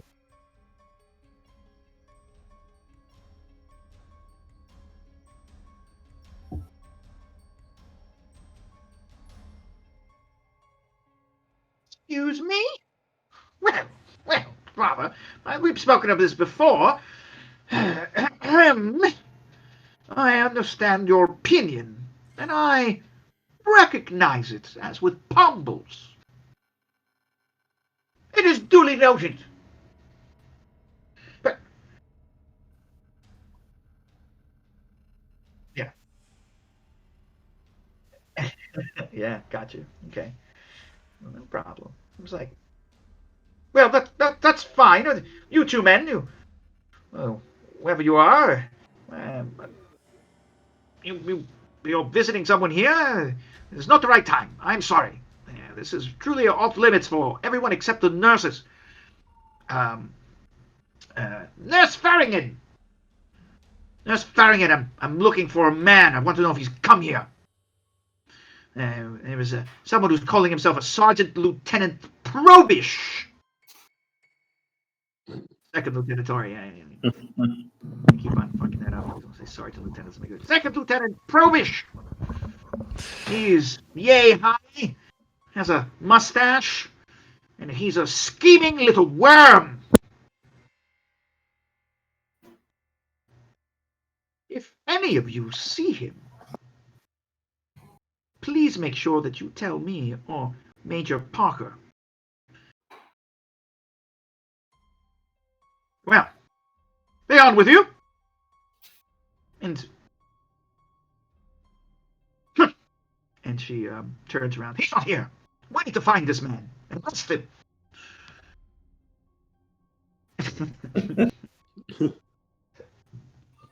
Have the officers left? Yeah, well, they're all with her, and they leave with Okay. I start breathing again then. her. And so back to Yuri. Yuri, you seem to be hiding near the dentist office, perhaps in the shadows. Not hiding. I just went behind it so the armor cannot see me. I gotta just wait like 5 minutes to see how is the movement around this part of the camp. A lot of people come by and get the guns. There's a lot of movement of the people that is watching. And You well, so while you're waiting and watching, you hear that whole conversation from Nurse Ogilvy. oh, I hear it. Because she's really loud and you're not that far away. Would I hear Well, you? What part do I hear that she ask everyone to go after me because of the Major Parker thing, right? All of this. You heard that she's looking for you and that she wants you arrested. Oh, macaroni. Okay. So no time for. Well, Mama didn't raise no quicker, so let's do it. How is the things in the armory? I mean, there's not a lot of people coming into the armory. Okay, so I'm gonna. What is the name on the things? I'm going to the mortuary. I think that's what's written here. Mortuary is here. Okay, and I'm going to go behind it and try to stealth in the armory. Okay, so this is going to be you're going to have to stealth Yep. in this area, and I so presume. yeah, and so here's the thing. So you're going to try and stealth and get into the tent somehow, and try and take weapons, right? Yeah, more true weapons, and if there's space in my hands to do it, like I'm gonna put my the weapon that I have in my pocket, and I'm going to the bullets that gave me extra, so they won't shake and make noises. I'm gonna kind of hide, like by the feet of some tent. It's like in a loose sheet of tent that is one of these two tents of the tent as a mortuary. I'm gonna leave it behind, and then I'm going to go in there with this weapon I have with the safety lock on. I'm going to try to sneak it below the thing because I don't have a knife as far as I'm concerned. Get in, took 3 handguns because I think I saw where the guy took my handgun inside of place. I'm going to take more 3 handguns. If I don't hear the noise of someone getting inside, not inside, but coming by the desk, I'm gonna try to aim for ammunition, and then I'm gonna leave, retrieve the ammunition that I left behind, and then piss off. Okay, I'm going to say that that is a very difficult thing to do. Yeah, a lot of steps, really difficult. That is at least a DC. Yeah, that's quite tough. I'm gonna say that's like a DC 10. That whole process. Okay. Okay. I'm going to roll, but I'm going to. I have to. How much do I need to pass? Points. Well, I think it would be best to consider that a difficulty. Okay, and I'm not gonna call it difficulty 8. I think that's actually rules wise. It's about as high. So I have to roll 4. It's a no. You have to. Your dice and points spent have to add up to 8. Yeah. Exactly. Yeah, that's what I'm measuring because if I have to roll 4, then I'm gonna spend like 4 points and etc. If you have to roll like an 8 or something, so I'm gonna kind of count a little bit. So if I take 4 points of the difficulty, so I pass. No, you'd still have to roll your dice. Okay. So your dice, Yeah, but what is my aim number? 8. Okay, Yes, so I yes, go yes. Your difficulty is 8. 10. It's 8. I changed it. Your difficulty is 8 because I think Oh, that's it's 8? statistically. I mean, that's what the rules say. So I'm just gonna go. Yeah, back. but the final sum has to go by 8 too. No, bro. You have to roll your dice and add points, and the dice Yeah, roll plus the The, points the spent has to sum be of 8. the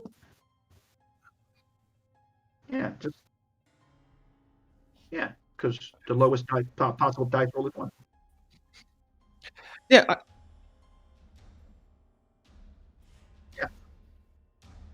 Yes, exactly. So it's up to you how many points you want to spend, Yuri, and how much risk you want to take. You will automatically pass it if you decide to spend 7 points of stealth. Okay. If I spend 5, so I have to roll it on 3 on the dice. You have to roll at least a 3 on your dice. Yes. Okay, that's what I was aiming. Yeah, so it's whatever your dice plus the points spent have to be equal. Okay, to the rating. I'm going to spend 6 points. Okay, Okay. don't get a 1. Motherfucker! Okay. I still have one self to survive this whole shit, motherfucker. Oh shit, dude! Wow. Okay. Wow. Oof. So difficulty was 8. You've got a 12. That's a So- natural 20. Yeah, so very good. Okay. Yeah, now you got motherfucker. Give me my gun, Yeah. Okay. So motherfucker. I'm gonna sort of it's outside the it's a 12. You've got actually 4 points above.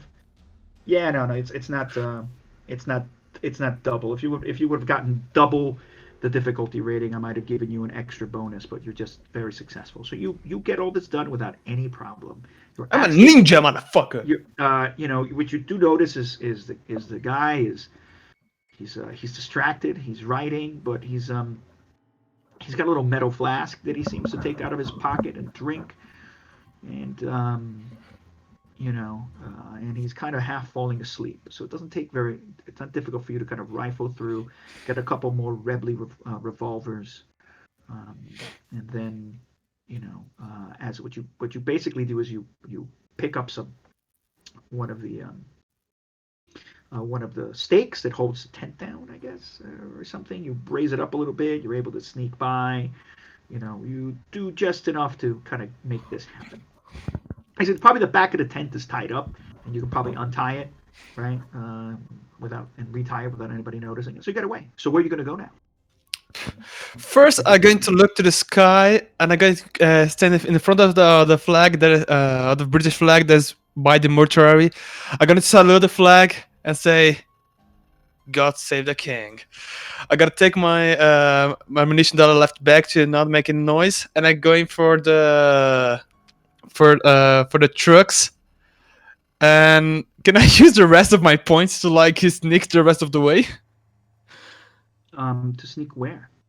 I'm going to meet them at the trucks, or if I don't find them, I'm going to go back to the place over here that we separated, but not about but not going past by the officer lines. I'm going to make around the camp. Oh.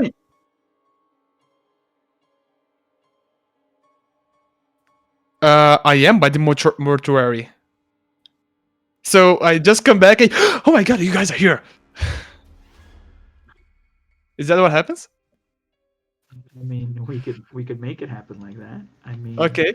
When I get back, I salute the flag and say, "God save the king! Oh, you bloody bastard, God!" And I look to the guys. Yes, guys, you're gonna not believe it. I am a fucking mastermind. Not trying to brag, just saying the truth. Sorry about that.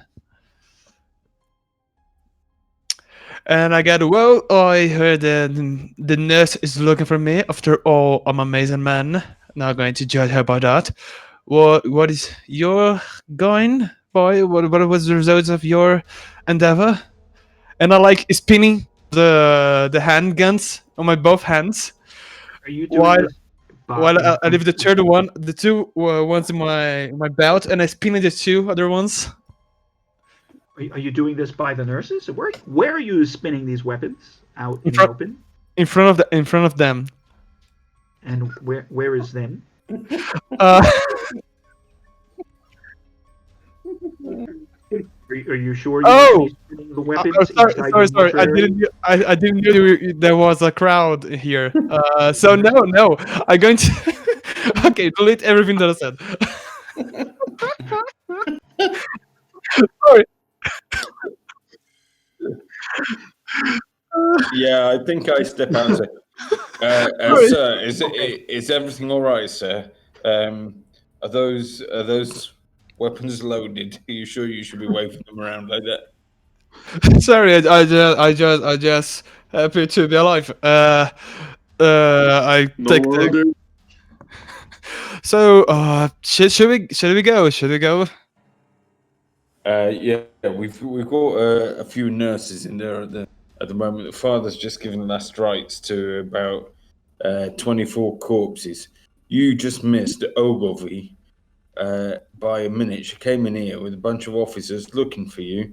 She wants to place you under arrest. Well, good luck because I am uncatchable. But anyway, I'm kind of concerned about this.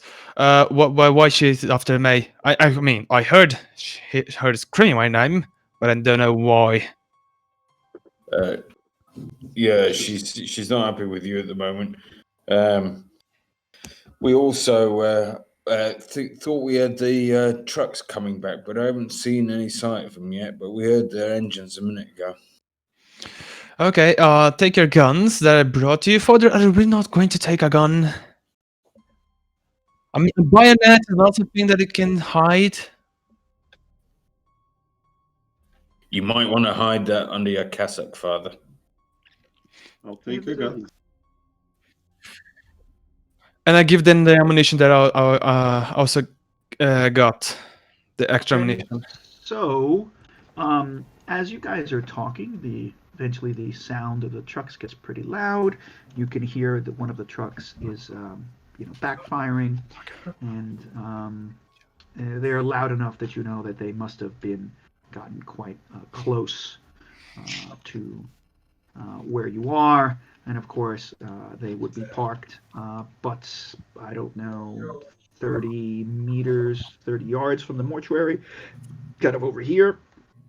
All right, and that is where you are, and so you can hear them sort of rumbling, and Okay, I'll go outside to see and the shut trucks. I mean, you can see them because the lights are on clearly, right? So you can see, the headlights, the headlamps were on as they came by, and the engine's shutting off and the headlights are turning off as they sort of come to a rest. And as that happens, Fuck it. I want to see who's driving or in the truck. I mean, well, yeah, they're gonna get off on this side because it is so on the American passenger side, and I mean it's hard to see. It's in the dark. Dark vision. There's not a lot of light over here. You just see somebody grab a lantern from the lead truck, and you know that some other people join him, and they start making their way right. Crossing here and making their way towards the camp. You can see the light, the lantern coming towards you. Okay, I'll wait from the tent. to see their faces. I mean, it'll take you a while. I mean, eventually you see them. They stop. They cross by the mortuary area, talking to each other. They're both. There's three of them.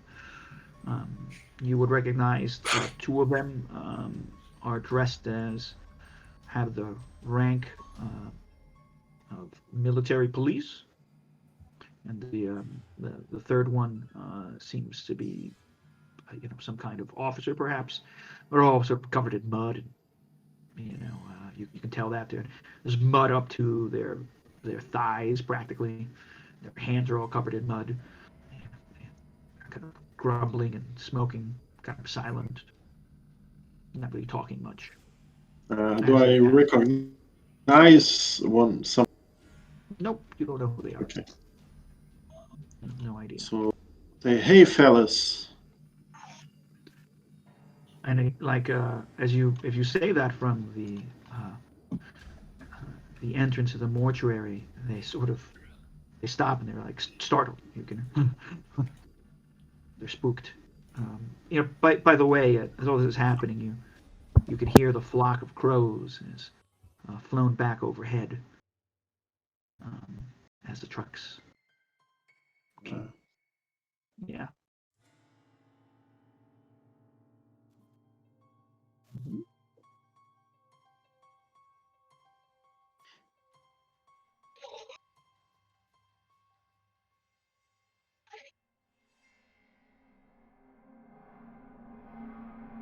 And they sort of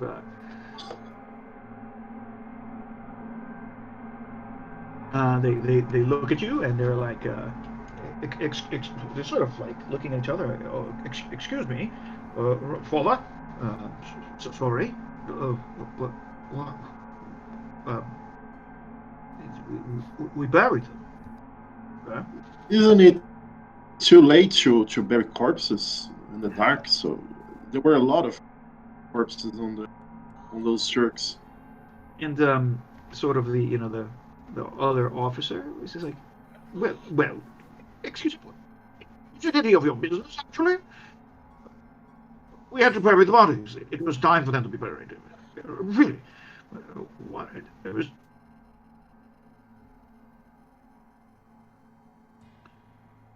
They look at each other and they go, but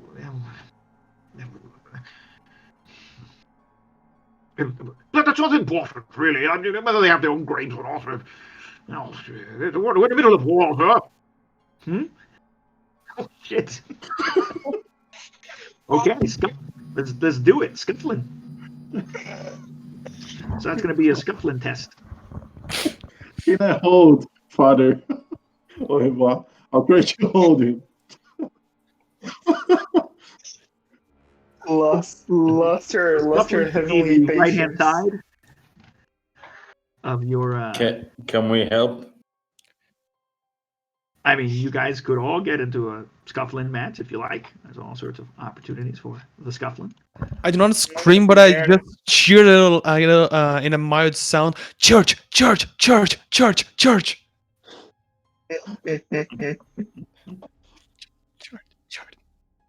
Yeah, all right.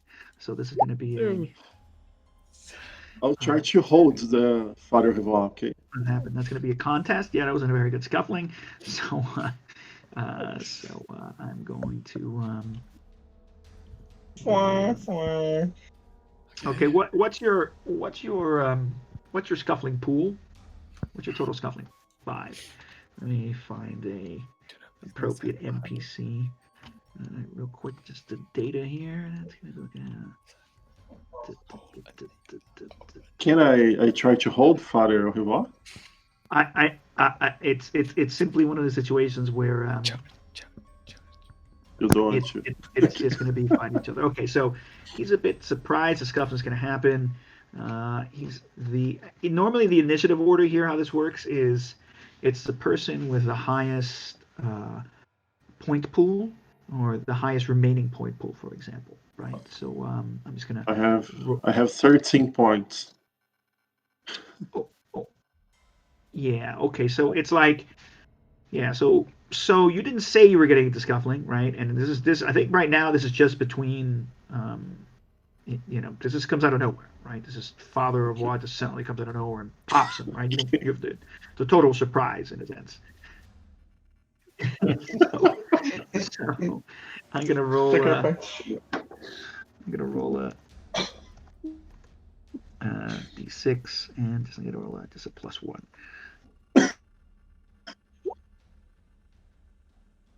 Okay, 4. So it's like you go at him and you punch him and he just he kind of takes your punch, but I don't really, you know, you're able to hurt him because a 3 is enough to land a body blow. But like he punches you also, like he punches you back. So it's kind of happening simultaneously, technically.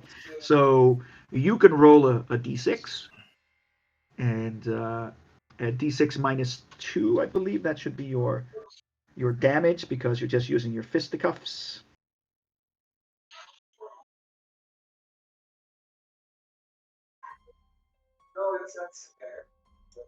Yeah, so you have. Yeah, you do no damage. Yeah, I mean you hit him, but it's not like. Yeah, so you smack. Yeah, yeah. Yeah, it's exactly what happened. You technically just slapped him, and so he's gonna roll a d6, and as he kind of fights back at you, and yeah, all right, well, he's a little bit more adept at this, and he sort of like he grabs your fist and he sort of turns your wrist, and he pushes you off. I'll, Yeah, take 2 off of your health. Yeah. I'll punch this motherfucker as well. Okay. I'll defend Father Renoir. So, can I just so you know, there's 2 military police here. Can we use cop talk to apologize for the stressed out priest? I don't care what you do. I just want you to know there's remember George. You notice there's 2 military police here.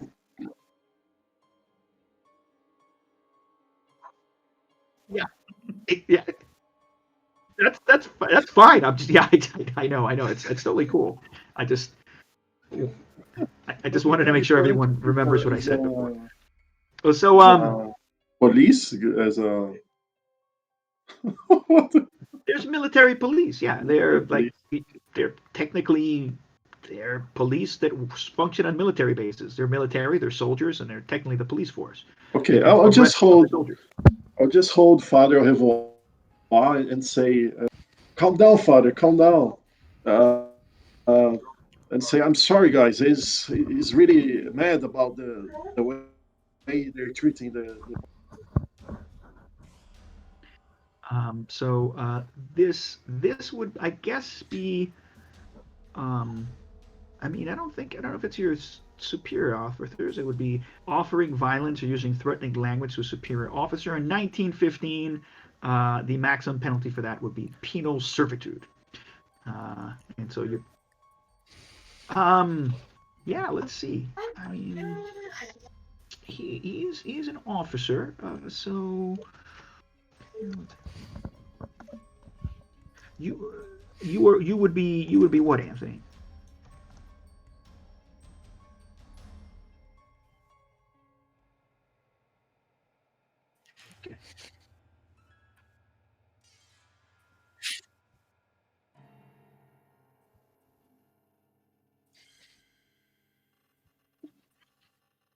Okay. Okay. And so let's double check here. I mean, I suppose he is of similar rank, right? Because then you'd be captain, and so it would be yeah. So it's like first lieutenant and second lieutenant, right? Okay, so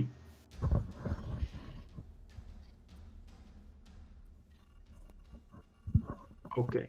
So let's say maybe you're equal. You're just equally ranked. You're both lieutenants in the end of the day, right?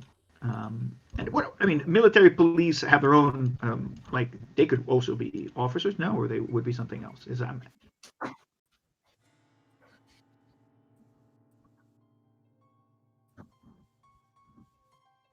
okay? No problem, no problem. Okay, because they're sort of taken aback with all this. So he sort of like looks at you, but you must be wearing your stripes, so to speak, right? It would be easily like people would be able to look at you and know that you're a lieutenant. Would you wear that? Okay. Okay. I'm just trying to still some niceties. Unfortunately some details I didn't brush up with enough, so I'm sorry about that. But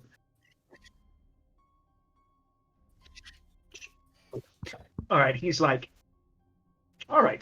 This guy pretty much gets pissed off. Like, who do you think you are? Well, this is not acceptable. Well, what is your name? What is your rank? And he sort of gets all huffy and puffy.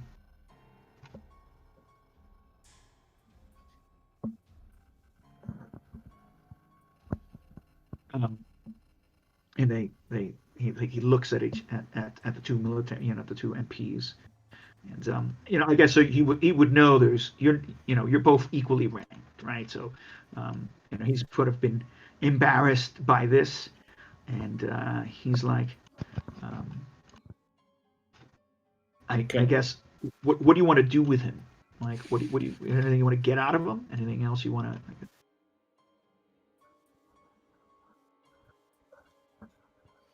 Okay. Do you have intimidate? Let's see what you could. All right, because you're kind of making an intimidation move out. And he's like, he holds his jaw. And says, well, Father, if you must know, yes, we did. We don't have time to bury them individually. It's just the three of us. It's endless. This war. What do you expect to do? You think there's enough people here to bury everyone individually?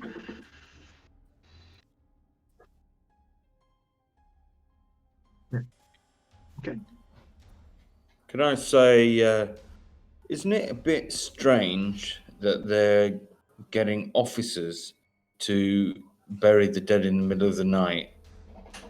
Isn't it normal for enlisted men to dig graves during the day? And so he looks at you and he's like, "Excuse me, and who are you?" Sergeant Hobbs, sir. Well, I don't know who you are. Well, Sergeant Hobbs, I don't know why you're asking these questions. That's really not your place. Oh, it's bad enough that this chaplain is all up in arms about what has to be done. Look, we were commanded by Major Parker to bury the bodies as soon as possible, as was needed. They've been sitting around for far longer than was necessary. I follow orders because this is the military, and it's what we are supposed to do. Perhaps some of you have forgotten that. There's no time for questioning. An order is an order. You do as you're told.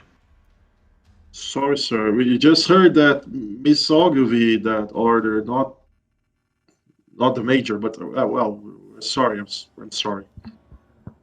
The voice of I Miss thought it was Ogilvy. a bit strange. The voice of Miss Ogilvy is the voice of the major. Mm, If you catch my drift. really? I'm new here, so it's good. Well, you better get yourself to knowing what's what. Furthermore, we're done here. I won't take time for any more questions. None of you. That's enough. Otherwise, I'll bring you up on insubordination. Okay. I'll Okay, let you- sir. All right. And so he walks off with the two MPs. Lieutenant Probish, do you think we should have a look in the back of these trucks? Sergeant, Well, if you look- strange that he just said Miss Ogilvy is the same as the major. Like she gives the orders here as well. Well, unfortunately I can confirm about Major Parker being just a puppet of Ogilvy. We saw her screaming, barking at him in the officer tent, and he did absolutely nothing. It is quite unfortunate, but I don't think that it's nothing to see behind the trucks. I have been looking around about this. Did anyone see something suspicious about the trucks before May? I didn't have a chance. I seen crows flying just after the officers went down, went out. It's strange. Well, think indeed, A bunch of crows. but what we could expect from crows? Then probably they're just building some fence, some meat, some bodies. So probably just a bunch of bodies. Does anyone have any other suggestion? Maybe we could check to see if they've left the keys in the truck. We could take a little drive up there to the cemetery and see what all this is about. Indeed. And what we should do about what we suppose is a code? Probably it's going to happen very soon.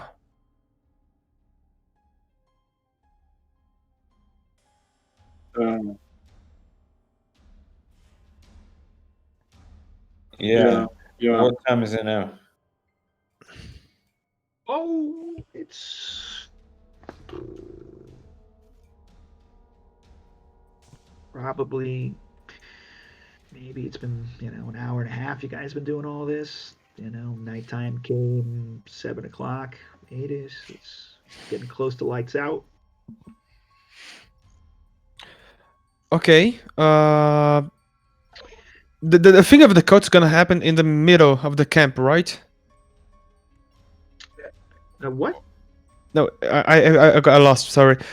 Is the farm is?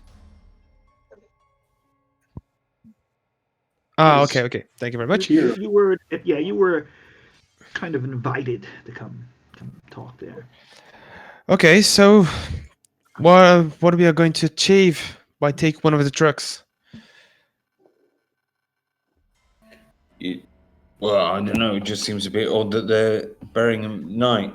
Do you think we have time to get down to the cemetery and back again before the old shenanigans kicks off at the farm? Well, it's certainly not safe for me to stay here. Maybe it's a good call. We could take advantage of the situation.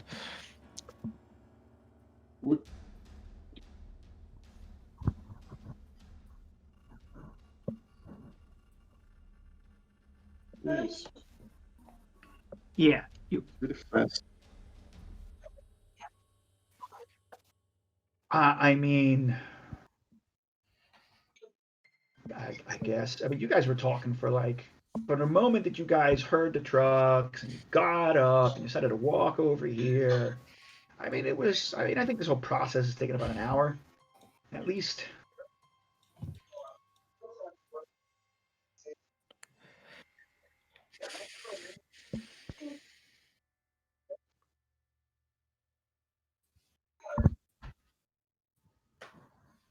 Or less, because The nurses said it was only 200 yards. yeah. Yeah, 200, 300 yards. I mean, walking, Yeah. They bury dozens of bodies, so really fast. Have we got enough lanterns? we can get some lantern in the mortuary tent, maybe.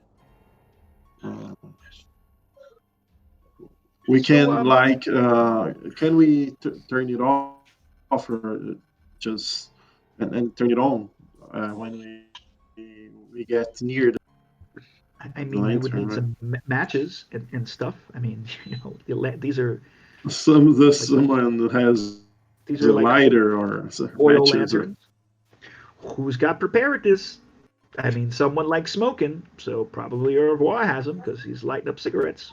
So he Okay. must have a box of matches. To be so honest, what are your little kit?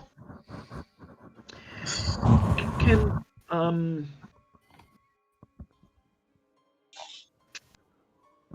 let's see. While you're all conversing, someone Would I to have roll. would I have heard anything of this that was happening? Or was I too far away? Oh, you were you were taken directly. I mean, you go to the operating theater to take up your shift, or did you completely ignore it? I just left her there, and I would help with whatever I could for a while, and then I would, since I don't know anything, what I would do is I would go to the farmhouse and kind of stalk a little bit, look from a distance. Ah, Okay, so you'd be hanging out in the farmhouse in the ever-growing darkness. Okay, that's perfectly fine. I know, but I mean, It's nothing to worry about. mhm, What sure, what could go wrong? exactly. I just want to double check some things here. That's you. And, Like I wouldn't go in because I wouldn't like I don't think I was invited. So like I would just wait for them to come to when I see them like near the farmhouse, I go in. are you trying to hide? Yeah, I mean I wouldn't want to like. I mean I gotta like stealth through the camp so like people don't bother me to go to the surgery thing. So I might be Then hiding too. so that will require a stealth check, Alrighty. because you have to go around hiding.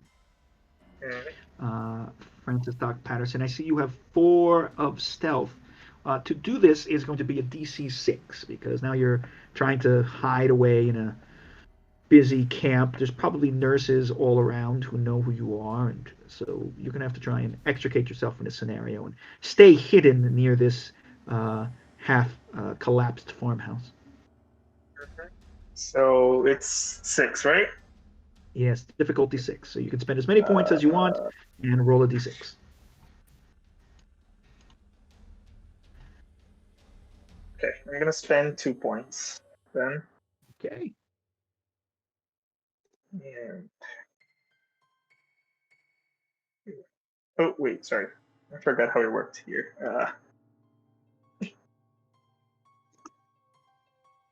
To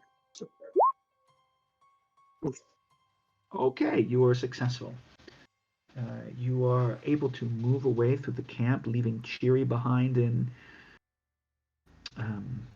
where you did find her, with some nurses, I suppose, in one of the tents. And then you randomly got yourself over to this yeah, partially, abandoned farmhouse. I mean, it's when you get there, it's in the darkness. You're stumbling over the roots and trees, because there's still forest and shrubbery around there.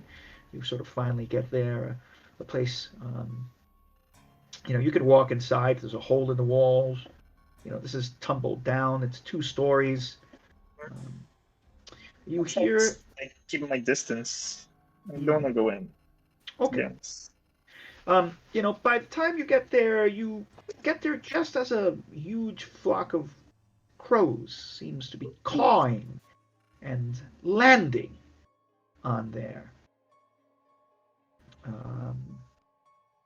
Do I And see then, like I don't know, like lantern lights inside, or can I hear people?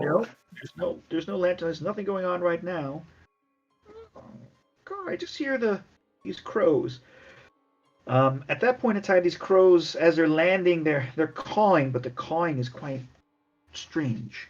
Do you have an outdoorsman? I don't think it. Nope. Is that you who had outdoorsman? No, I don't think it was me. I'm double checking, but I'm pretty. No, yeah, I don't have it. Okay, yeah. Then it's just strange. Their cawing is quite weird. It just seems strange to you, like unbird-like at times. It's like they're cawing at each other, and sometimes it doesn't sound like a bird. It gives you the creeps, actually. Just get a sort of chill down your spine and goosebumps, and then they suddenly just stop. They seem to have a whole bunch that seem to get on the side wherever you are. They fly towards the tree that's nearest you. They assemble there, maybe a dozen of them, slowly. And then they become silent. But in the partial moonlight, you can all see that they're turned towards you.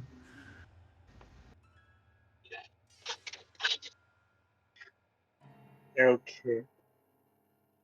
All right. Could everyone who, well, actually, I don't know if Mike is back, but Lance Bombardier Monk, could you please roll sense trouble? Okay. It was nice playing with you guys. Why? What have I done? It's fine. Lance Bombardier, you turn around, and while you're at the mortuary tent and you guys are kind of talking, I suppose you're outside, half outside, were you doing all this? Like, or were you inside? I'm kind of confused where you guys were, where the conversation happened. Were you inside the mortuary tent or outside the mortuary tent, the last set of conversations? We're outside. Next to the trucks. Yeah. Oh, yeah. I mean, did you guys go towards the trucks? Yeah, Or that's were you that's talking where about the going towards the clock trucks? to the I was taking the lantern to go to. Right. Yes, So as towards. you were grabbing the lantern, you're talking about this. You kind of hear from behind you. You turn around. You notice there's a lot of activity. You see a lot of lights over here. Right. You can see it past the patient's dining tent. It's just the kind of position where you're in, and you see there's a lot of people mulling around out front of this location of the officers' tents, and you see some men here in the lamplight, and you realize that they're coming out, and you see Miss Ogilvy here, and you see several men are pointing in your direction, and Oh, you hear the high-pitched screech of Miss of Nurse Ogilvy, and you hear the word probish. okay. Then Ogilvy probably she knows probably she's here. I just heard she saying his name and pointing towards here. So, it's me she wants. So, I'm going to distract her. You guys keep doing the job. I hand my gun to someone else. No, I keep my gun. The one gun I have. I'm gonna keep it. Sorry. Well, good luck, gentlemen. I'm going to keep the devil at its own place. Where are you going, sir? I'm going to surrender myself. Really? Well, it's the best thing we can do, so she's not going after you guys. Better we all.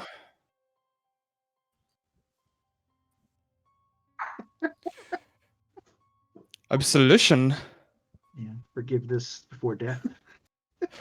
There's nothing to regret. I regret nothing. I'm amazing. My life was wonderful, and I killed some generals that saved my king. There's nothing to regret, father.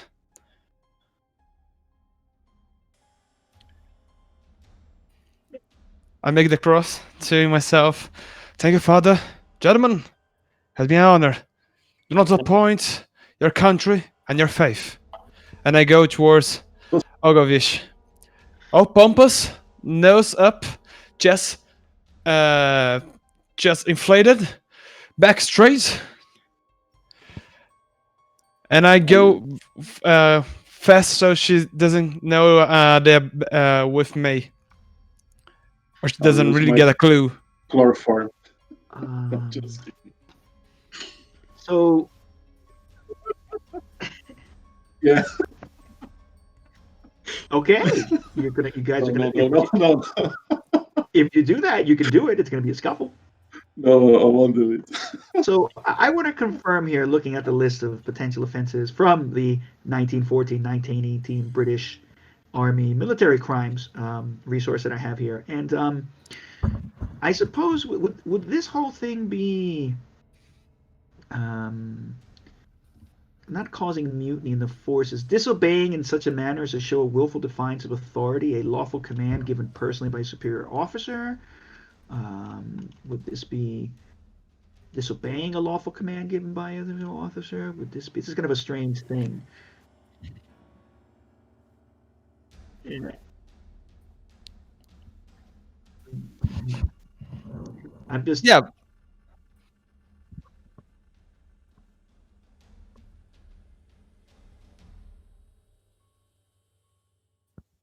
Mm. Mm. And there's one more thing. You don't know my skills, and I am from a rich family. Behaving in a scandalous manner, unbecoming the character of an officer and a gentleman. Oh. But I was a gentleman because I was serving my officer. Now let's go up so I can give my skills. And that would be cashiering. My goodness, what does cashiering mean? Does that mean you're going to be working at McDonald's now? What what does cashiering mean in the context of military? I don't know if they use that word in U.S. Forces. So I'm going to double check this. Work on the hot dog thing.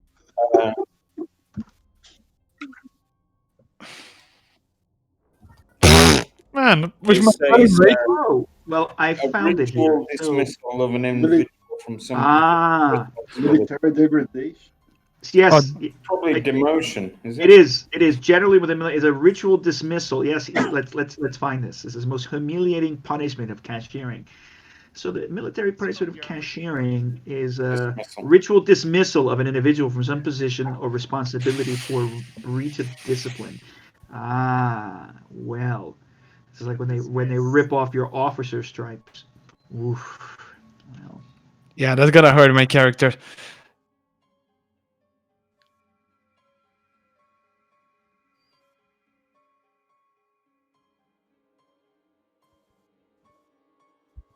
so what would that mean? Like,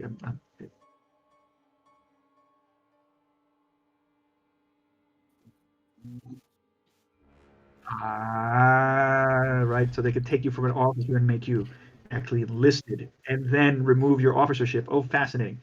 I just want to know exactly what the possibility of demotion. Sure. Well,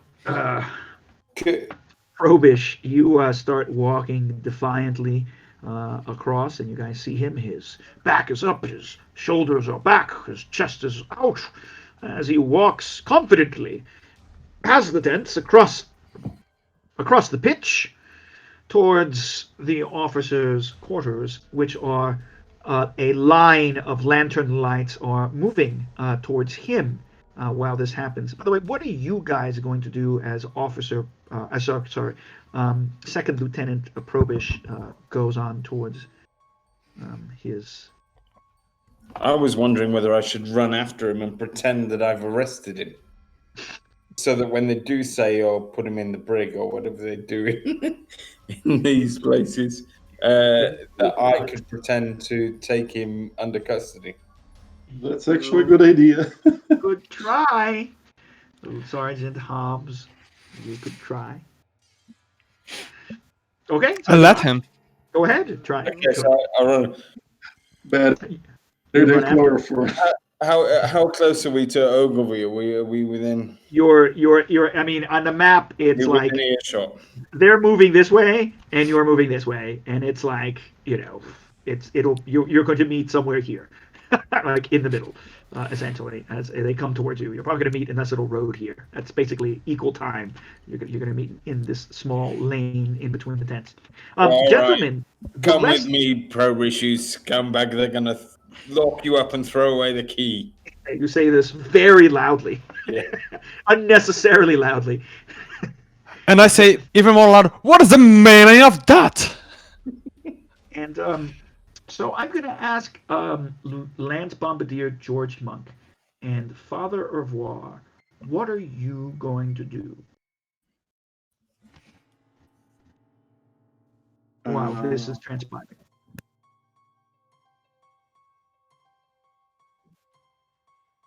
Okay. Yeah, we can.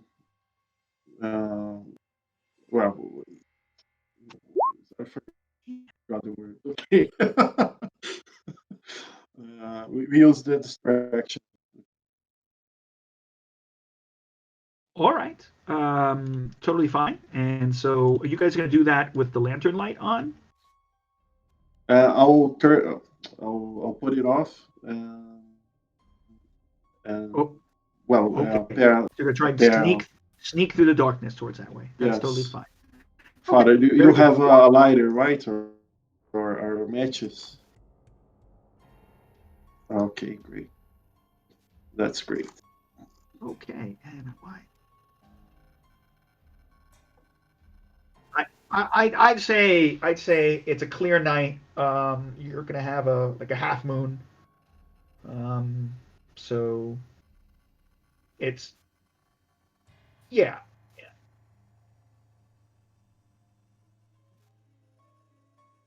Yes, this is it's a clear night. It's cold, by the way. It's a cold night. It's a cold, clear, cloudless night with the moon in the sky above you like this. So you've been able to see all the silhouettes of the birds and stuff. So you can make your way around. It's a flat field. It's muddy and there's ditches everywhere. I mean, it's not craters. I mean, you could easily break an ankle if you're not careful. But there's ways for you to get around. Although it's slow going because what's here is what's this way is what do you call it? It's mud. It's a muddy field. Yeah. I was stuck by. Can we stop by the trucks on the way? If you so wish, sure. Maybe we can take a. No, but let's maybe we can check if there's something strange. I saw some ravens flying away. I'll try to look if I can see some crows or behind the trucks if there's all the bodies were. So you guys, I mean, if you look at the trucks, there's the trucks are filled with mud. The back there's some shovels. And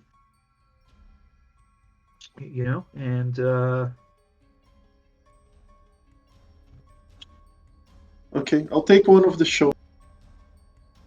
I don't Sure. know why, but maybe maybe. yeah. Okay, that's no problem. Yeah. Okay. That's okay. I'm gonna wait till Michael comes back before we have a scene with him. All right, and so you guys start walking over the mud carefully, the field, diagonally this way, right? Making your way towards what you hope is. Oh, Mike, you're back? Okay. All right. Let me just get our Patterson. Well, Patterson, you're sitting there, staring, quietly waiting for Yes. anyone to come. I wanna. Yeah, that's the thing. Like, I wanna stay away. So, like, if people start coming to the place, I wanna be able to kind of hide if I can. I don't wanna be close to the walls of the farmhouse. I wanna be I don't know. Is there like bushes or trees that I could kind of hide so I can see people moving in without they seeing me? Sure. There's bushes and like I said, there's bushes and trees all around. As a matter, there's a tree full of crows, right directly, next to you, essentially. They're quietly, sort of, there. Every once in a while, you hear a weird sound from them. Nothing else. And so, all right. So, in the darkness, you see just the dark walls of the farmhouse. It looks like all the blown out windows have been partially maybe bricked in or covered with wood, at least on the first floor or the ground floor. It depends if you're British. If you were British, you'd say it's the first floor. And then on the second story, you will notice that this old farmhouse, the windows are quite narrow. They almost look like it's full of arrow slits. Whenever this was built, this thing is old. You think, what a shame! This could have been some sort of, historical building from some other time if it wasn't for the war. Mm-hmm. But now it's just this sort of jagged set of ruptured walls and tumbled brick and refuse, just like the men here. So many men are just broken, gone forever, can never return to what they were, will never be whole again. Sergeant Hobbs and Lieutenant Probish, second Lieutenant Probish. You're going to get it. The oncoming entourage of Miss Ogilvy in the center. Miss Ogilvy is surrounded by two military police that you had noticed had walked by, and several other, it seems to be officers, and some nurses. As a matter of fact, you recognize the nurse, Sergeant Lieutenant Probish. I believe it was some nurses that you guys spoke to before. I just spoke for Burden. To Borden. No, Yeah, she wasn't Probably wasn't in the mortuary, I don't think, when we spoke to them. Yes, I think it was perhaps even Sergeant. Was it Sergeant Hobbs? Wasn't it you who called him off their? Who tried to manipulate the scenario by telling some nurses to put her off? Yes. Oh, I see. Well, A good DM wouldn't know that. Just kidding. Yeah. Okay. Miss Ogilvy, That's good. Miss Ogilvy, comes up to you and these sort of like, it's them, it's oh, him too. And- Miss Ogilvy, ma'am, I caught the man you told us about back in the mortuary there. I managed to arrest him. Go I'll ahead. just take him off to the wherever you take prisoners in a casualty clearing station. What you she's staring at you, and the the multiple military police are around her. And I'm sorry, Michael, I shouldn't have spoken over you. My No, that's apologies. Michael, what are you going to do to try and persuade everyone here again about your line of particular bullshit? Well, Skill could you try and use to enhance your clever argument, if any? I have cop talk or Military talk, essentially. Yeah. or bureaucracy, or I mean, maybe I just continue the ploy now and pretend to Ogilvy that I have been sent by HQ to root out undesirables like Probish, and I'll take him away and deal with him. Okay, so that's the line you're going to use. All right, and and she's like, by what authority have you interfered in Probish? You're a shameful excuse for an officer. You're insubordinate and a liar and willfully unbecoming of a gentleman. You're Right. absolutely right, Mom. Field Marshal Haig has been after this one for a long time. He'll be very pleased when I take him in. Field Marshal Haig, I've heard this story before. This nurse told me that there were several men. That one of them said that led me on this wild goose chase. And she's like, her voice is now getting really high and annoying. Excuse me, but could I know? But could I know what is the offense that I did? You, sir, lied to me about And she starts spilling off, on a rant about how you've lied to her about the Brigadier General coming to visit and so forth and so on. And I want this man arrested. She's absolutely right. This is absolutely terrible. I will take him away now, Mom. That's a lie. I'll That's make a sure big he'll never lie. come to your doorstep again. Okay. Ogilvy, I expected much better than you. I was just following orders. I think you're going to have to take. Wait, it depends who's bullshitting who. But if you're gonna have to spend a point in either bureaucracy or military talk. As a matter of fact, I think it's gonna be a 2-point spend because of the difficulty that you're going to be dealing with. Should I spend 2 on bureaucracy then? Maybe. It's your decision. Again, it's how you're gonna. If it's bureaucracy, you're gonna pull it off like you know the rules and you know what should be done. On the other hand, military talk is, you know how to talk from one military office to another. You kind of know the cultural rules, cultural ways. So you can either bullshit now. It might be bureaucracy trying to kind of almost like pull rank, saying that you've got this, Yeah. that, and the other thing. But I'm the because I'm an NCO, aren't I? So Yeah. everybody has rank over me in this Yes. situation. Well, I mean, yes, most people, even Nurse Ogilvy.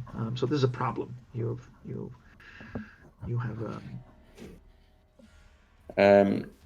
Yeah. I mean, my plan was just to agree with everything she says, and then try and drag Prohibition somewhere. I just gonna tell you, I'm not going to role play this out. I'm just going to ask you, how were you involved? This nurse says that she says that this nurse says that you misdirected her and said that right, what you could have lied, right? You said that Miss Ogilvy wasn't around, she wasn't taking, that you would take the food for her, so forth and so on.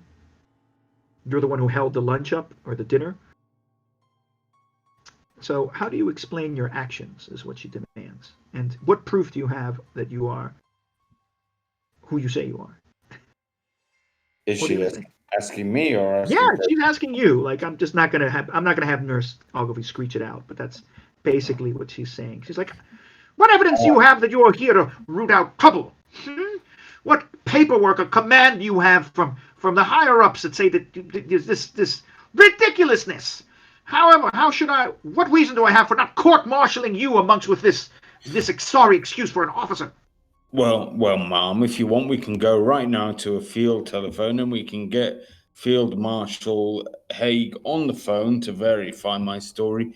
But you can imagine how angry he will be if for you disturbing his time. But if that's what you want to do, I'm quite happy to do it. She looks around, she's exasperated to throw Hell's hands up in the air. Oh, this is ridiculous. There's so much time that I'm wasting with this frivolity, this inexcusable behavior.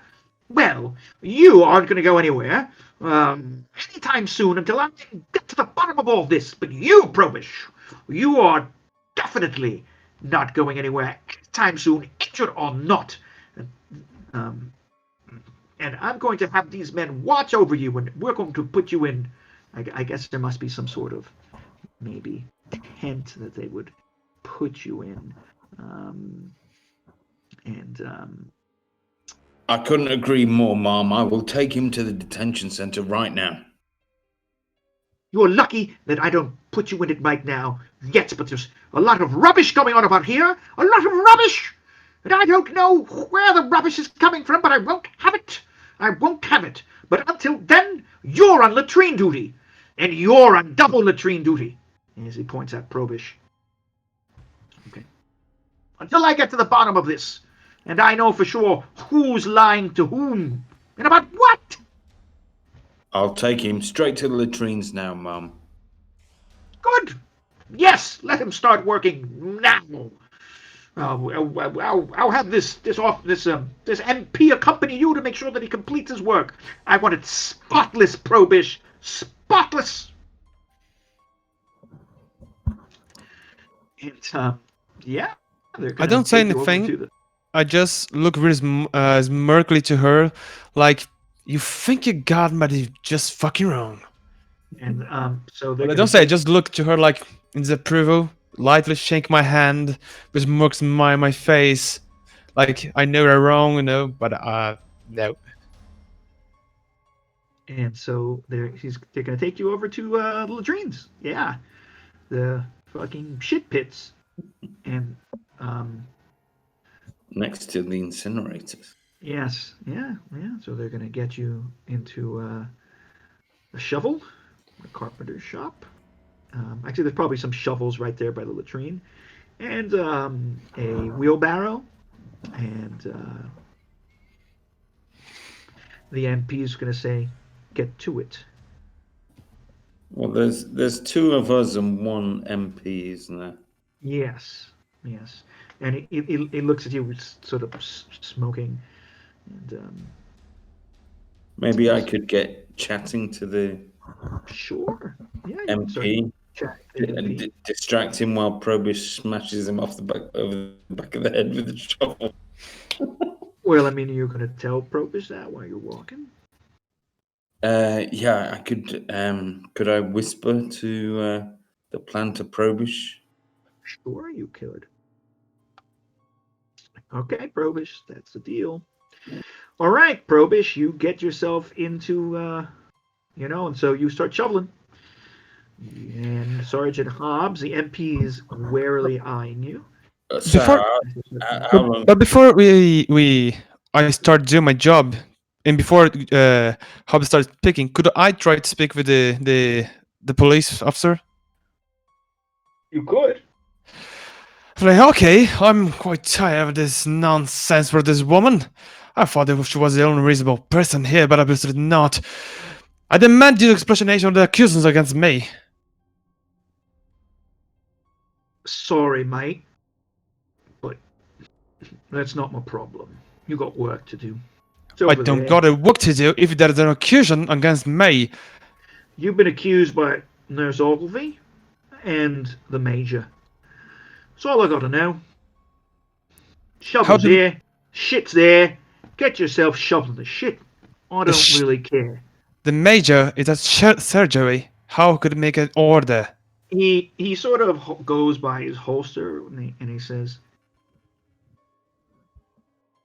"You've been commanded.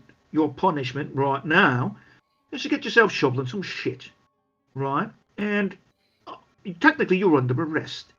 So if for some reason I think that you're trying to run away, or if you're trying to perhaps abandon the military, or perhaps you're trying to do something nefarious, I'm totally in my rights to shoot you. I don't want to do that, mate. I don't want to do that. You look like a great good lad. you fucked yourself up though, man. You bollocked it up. Now go shoveling the shit. This is bullshit. I tried to do my job and I get this latrine, dude. This is for fucking privates. And I try to, and I start doing latrine. But it's keep an ear in Hobbs. Yeah, so it's it's discussing shit pits, and the only way you can do this is by partially getting inside the shit and shoveling it into the wheelbarrow. It's not very nice. The shit gets into your shoes, it soaks into your socks and your pants. I mean, unless you decide to go barefoot into the muddy shit, you could do that too. No way. It's of course covered with it's pretty cold outside, so there's probably not that many flies. So it's like cold, muddy shit, right? Thick, viscous, sticks to you, splatters everywhere, and you're just shoveling that, or you start shoveling it. Mm-hmm. And I raise my eyebrows to the MP and kind of give a little tut as if to say, "Oh, you've seen one officer, you've seen them all." And then I kind of try and engage him in conversations. Oh, look at the, you've seen the station garden over there. Do you reckon they're growing much vegetables in there? And he's like, well, what? I don't know. Maybe. Probably. This is probably what they're growing the vegetables with. And he points at the latrine. No wonder the food tastes like it does here. While he's looking at the garden, I'm winking madly at Probish. Okay. So I'll leave you with that. Okay, Dark Patterson. Okay, so it's difficult. You're kind of just sitting there, and easy, Louise. Okay, perfect. It's hard for me to consider you're kind of there. Okay, um, man, but those crows. Yeah, because that's the thing. Like I wasn't reacting, but I remember now that I did the correlation with the ravens and the goddess. Yes, So from could I your sense cult. trouble? Yeah, Oh, you have a cult, don't you? I have, but I spent the last point. But I do have a Yeah, cult. you know, you as you're sitting there and staring at these goddamn crows who are staring at you, you remember that in the ancient North mythology, which is the Elder Edda has recently been found and starting to be translated, that there are the tales of Hugin and Munin, thought and a memory, who flew from Odin's shoulders to the hanged and slain. Through their information gathering, Odin became the wisest of the Norse gods.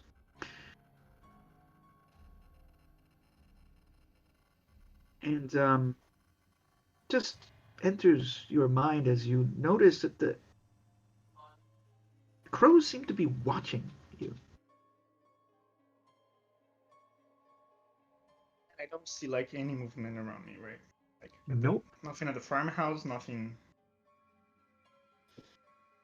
You said there was like a hole in the wall in the farmhouse? Yeah, I mean, the farmhouse is just walls. I mean, there's nothing left of the farmhouse. It's just the outer walls of this farmhouse. Okay. And, time is passing, and I guess um, while this all is happening, you eventually hear um, lights out being called around the camp. Okay? So that's happening. And so, what are you asking? No, yeah, because so they said that the cult would the people would like organize after the lights out, right? Yes, it would. Okay, then I'll just get ready because people might start Okay. show up. You know, Oh, keep okay, no hiding problem. and just keep my ears and eyes full attention. Okay. Sergeant, I'm going to go back over to Father Revoir and Lance Bombardier, George Monk. Sorry about that, guys. I'm trying to keep everything timed, but my timer thing is not working, so it's hard for me to keep an eye on everything. So, gentlemen, you walk across to the um, uh, across this field, in this bright, quiet, dark, and actually, for a moment, you almost feel relaxed because it's, you know, you don't hear any gunfire, you don't hear any bombs. The air is crisp. It's it smells just like mud. It smells like dirt. It smells like upturned earth. Um, it's you can see your breath as you walk. It's cold enough. It's getting a little bit chillier now. I mean, the mud is thick and sticky to your boots and your clothing. Um, but there's no barbed wire here. There's no machine gun nests here. There's no gas here. There's a peaceful tranquility in reality.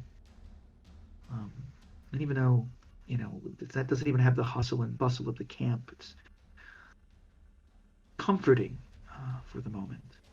Um, although, Lance Bombardier, you almost fall into the um, hole in the ground.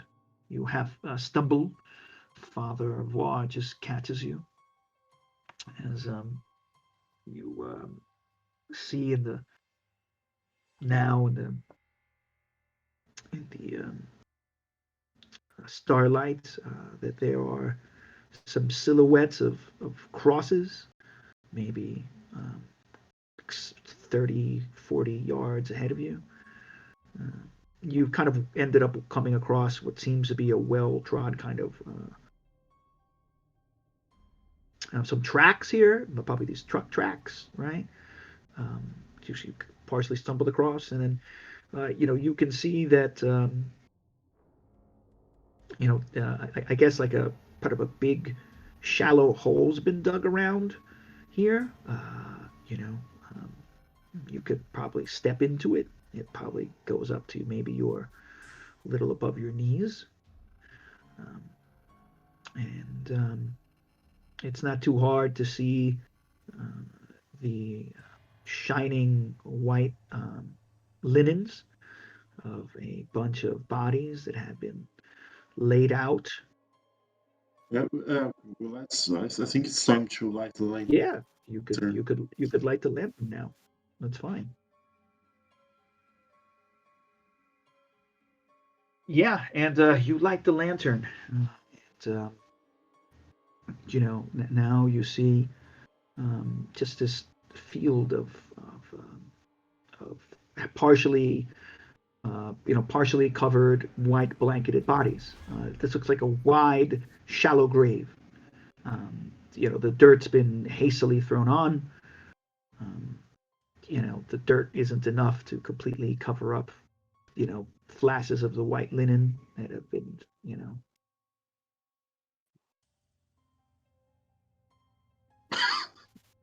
Yeah, you could call it like that, like a lasagna of corpses. They've been kind of stacked, yeah, with the dirt in between, and the dirt on top has been, layered, but it's not a great. It's a shallow burial for certain. It's very much an emergency thing. It doesn't look like, it's ready to go properly. It's, you know, there. So yeah, they're stacked, two on top of each other with some looks like some dirt in between. And you notice that there's crows on It's all. barely. And no, it's like there's crows on the. There are some, like I said, some crosses there, and you can see there's crows on them. You can see they're flying from cross to cross. You can hear them cawing, and then you hear it, Father Pierre of War. You hear it's not just cawing. You swear they're singing something in some language you don't understand. It almost sounds like human speech. Can I use my language academic a bit? What languages do you know? I don't know. I have 2 points. So that means that you can just know any random language you want at any given point in time if that's what you want. Okay.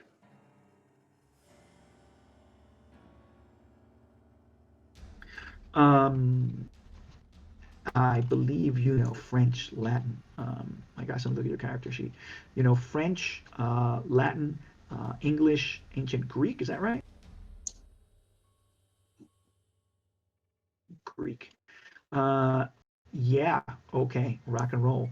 So yes, this is correct. Antoine Despina, right? So indeed, this sounds like some sort of ancient Greek. I mean, it can't be, but it sounds like some sort of ancient Greek. That's not possible.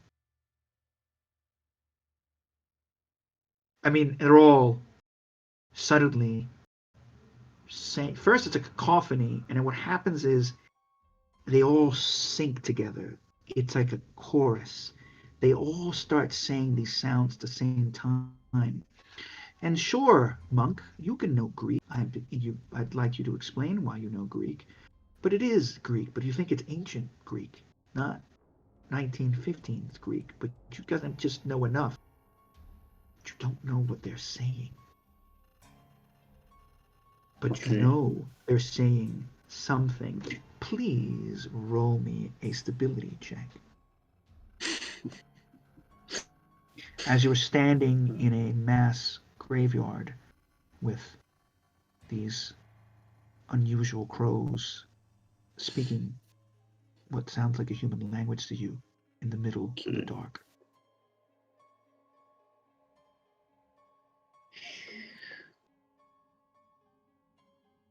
Okay.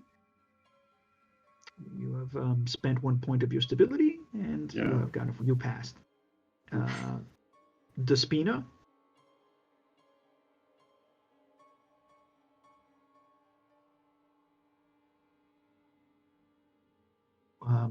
Yes, I think it's on the bottom, near the bottom right-hand side.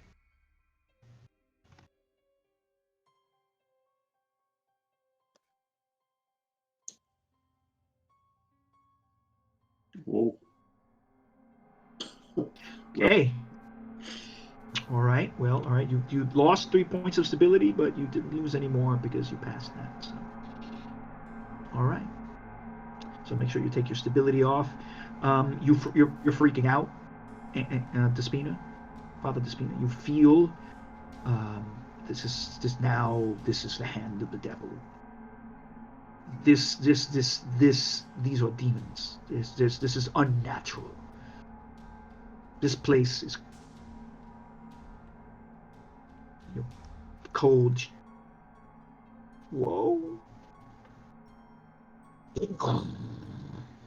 Gunfire echoes through the night.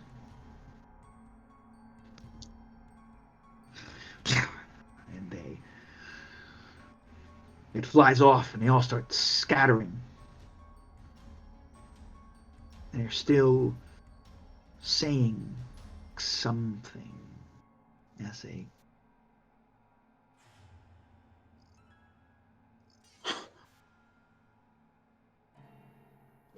up into the sky.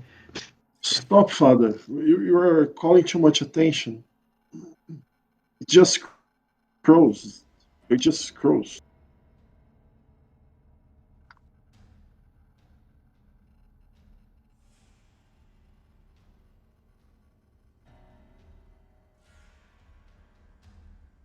Okay, but calm down. They'll hear us.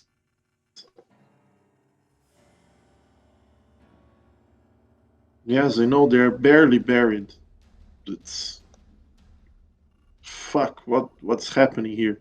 I'll try to look around, and the crows are scattered. Fight. Yeah, I mean, okay. Gunshots ring through the night. You hear shouts in the distance. Somewhere, maybe in the other camps that are nearby. Maybe some lights are turning on now across the field, not where you came from, but across the other side of the field. It's actually probably a little further south from where you are, along the rail lines, possibly. All these camps are always built around the rail lines or roads to them. And then you, Doc Patterson, you see within a couple of you hear gunshots off in the distance, Patterson. You hear 2, 3 gunshots coming from somewhere south of you. It echoes.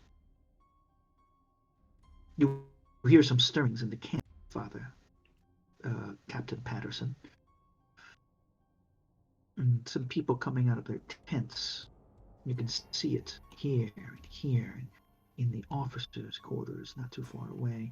I suppose that you might be hidden on this side, away from the officers' quarters, probably maybe where you came before. But in the darkness, you see some people creeping this way. You see some people who are moving that way, but you suddenly do see some people are moving this way, towards the farmhouse, shuffling along. Like, can I see faces, or are they still too far away? It's still too dark. You can't see. They're moving along very quietly in the shadows, it seems. Maybe with matches in their hands as they start getting over here. Probably, right? But just quickly. And what you do notice is there are crows that are flying in from the camp as these people start coming towards the farmhouse.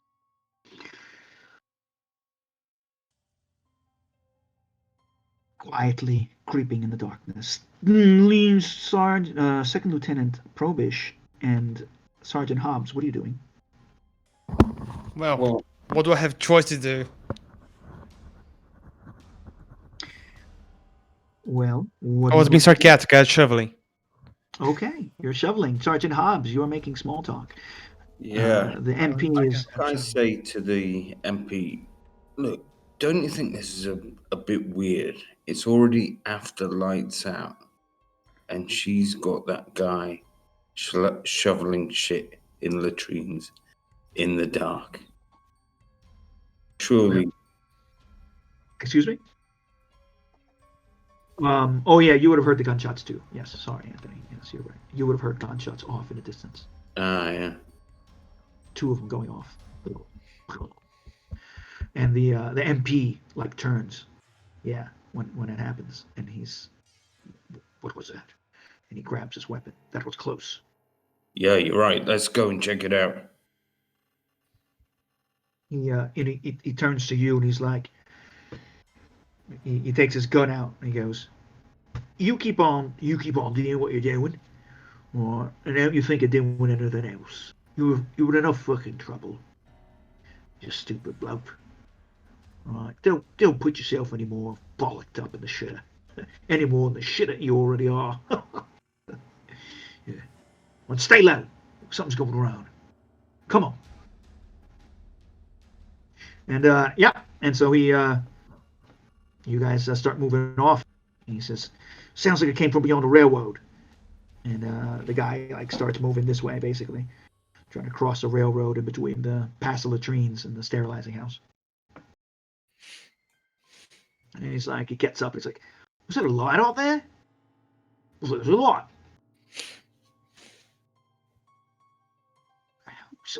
Somebody up there by the cemetery? What's going on? Okay. All right. Is he slightly ahead of me? Yes, he is. So I think I pull my gun and put it to the nape of his neck Oh, and drop your weapon. what the? You got the, and he's like, he looks at you like, what are you doing? What's wrong with you? What are you crazy? It's for your own good and for everyone else's good. You need to trust us. Look, man, you're going to get shot. I mean, you're going to be up for the firing line. Look, man, just put the gun down. You know, you don't want to be doing any of this. Seriously, you're going to be shot for treason. What are you doing? Has he already dropped the weapon? On second thoughts, I should have asked him to hand it to me. I mean, you do have the gun on him. He's not stupid, but he's like, you know, he's like, Okay, I'll say back off, and I get him to move away, and then I pick up his gun. okay, all right. And he's like, he turns around. He's like, look, what's wrong with you people? Right, do you have any idea what this means? I can't just let you go. I know what you look like. Look, there's something really strange going on here in this camp. We need to get to the bottom of it. I'm really sorry about this, but we have to try and sort this out. What are you And gonna then do? I've kind of wait for him to go back, and I take him back to Probish. Okay, you're gonna hold him at gunpoint, right? Yeah. Okay, so you're gonna move through the shadows, and yeah, he's gonna have his hands up, and you see as you're moving back, there's some activity, you know, some lights turning on over here. You hear some mumbling out in the darkness. Although it's still dark. So Probish is shoveling shit, and you hear that, and then what are you gonna do? Oh, do I see everything that happened? No, you were shoveling shit. Okay. Do I see it coming back? You see him coming back. Okay. When I see it coming back, I stuck my shovel in the ground, really strong. I kind of take a little bit of sweat accumulated in my forehead. I take out my the gun that I had in my belt that is set because it didn't say that anyone took it. So I am assuming it still are with me. Oh, you had a gun on you? I had Oh. all the time. What kind of a camp is this? So can I take my gun, or you are gonna or No, that's okay. The officers didn't check for your weapons. okay? No, I'm gonna take my gun, check the bullets, and I'm going to put it back in the place that that it was. I'm gonna approach Rob Hobbs and the other guy. He had an accent. Where he's from? This guy. Yeah. Gosh, it's not very good. Barnett. What No, is it? just so I can make it I so. thought it was like some kind of like Midlands like shit accent or something. Like I didn't do a very good job of it. No, it's okay. I just want to make sure that I could insult him in a nationalist way.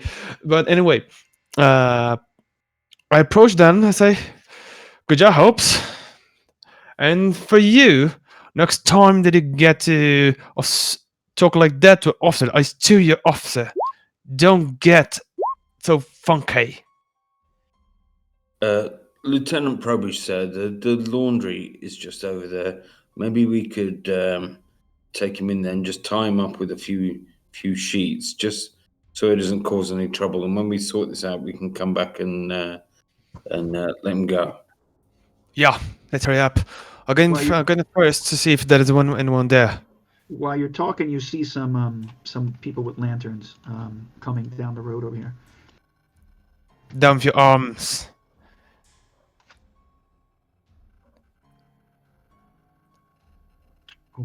Okay. Let's go. I'm gonna say. Okay, quickly. Hurry up and I run to see if there's anyone in the laundry. Okay. There is? There's a laundry here. Yeah, it's like a bathhouse and a wash house and a laundry over here. Sure. Okay, if there's no one there, I'm gonna sign to Hopes to come up with the dude. And why he's coming with the dude, I will look for things that I can tie him up.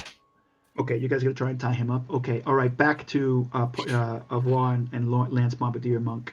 Lance Bombardier Monk, you turn around and it's not hard to see that there are lights off in the distance. What are you guys gonna do? I'll put the light off. Okay. And say, Father, we better go back. I guess lights. Maybe we can go to the other side from the lights are. Okay. Yeah, maybe it's.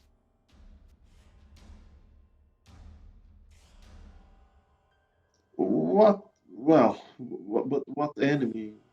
What we will explain? It's.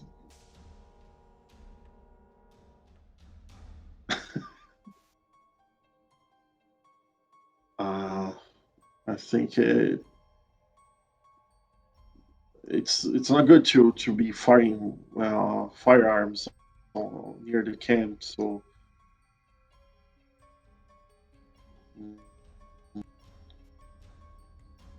Okay, Father.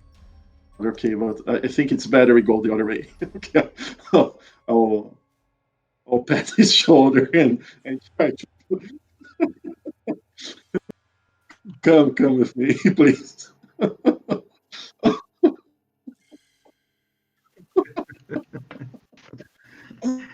Okay. And so then we're getting back to Doc Francis. Sorry, Doc Francis, you've been out in the cold. It was a little hard. Doc Francis, you eventually see some men coming through. All these men, some of them you are coming in with sort of different injuries. You see some men with, limping along with crutches. You see some men clearly who have lost arms or have head injuries. And you see someone you've seen before, right? You see the blinded man that you have. I think you spoke with him before. Was it you? No, that's the other. I don't think you know these people. You see one man who clearly is blinded and he's being helped with someone else. He's walking with a stick.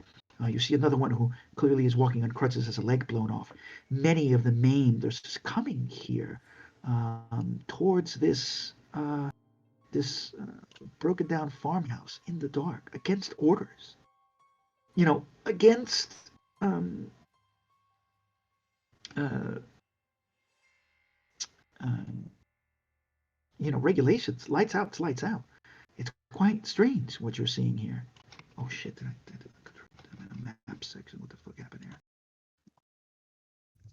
Why did that happen? And so, what are you gonna do?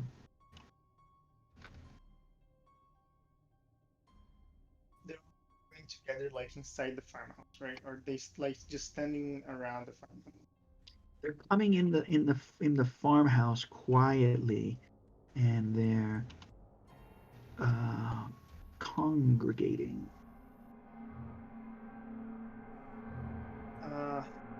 I saw there's more crows now, right? You said I saw some of them coming from all parts of the camp. Yeah. Yep.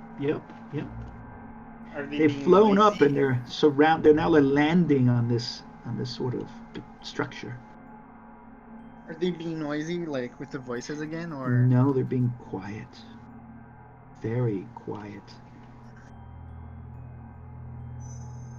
do I notice anyone noticing me, or just Not yet. You're creeping by and staring through the window. Yeah, that's what I'm gonna keep doing. Okay. Yeah. All right. Okay, I think I'm gonna.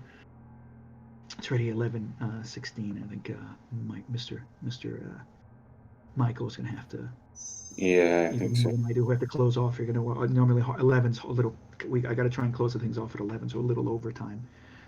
So you see all these men come through, and you don't see anyone else quite just yet, but you do see someone mumbling to themselves. You hear them speaking,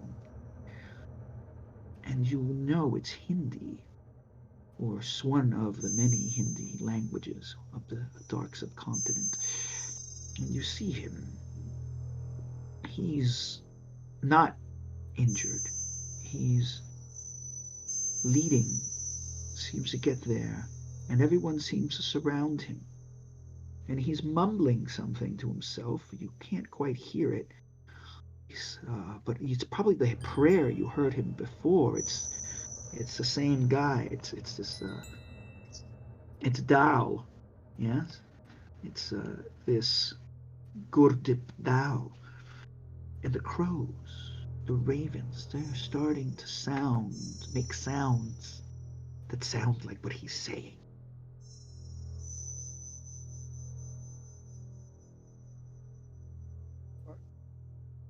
Please make a I'm sorry, a stability check, and we'll end it there.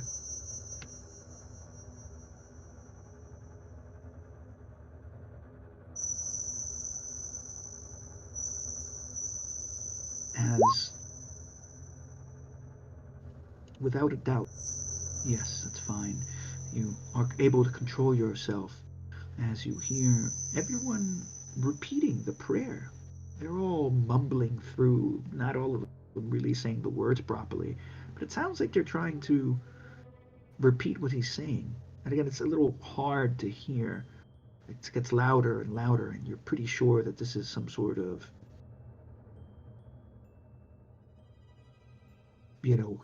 some sort of Hindi prayer again um, to Kali.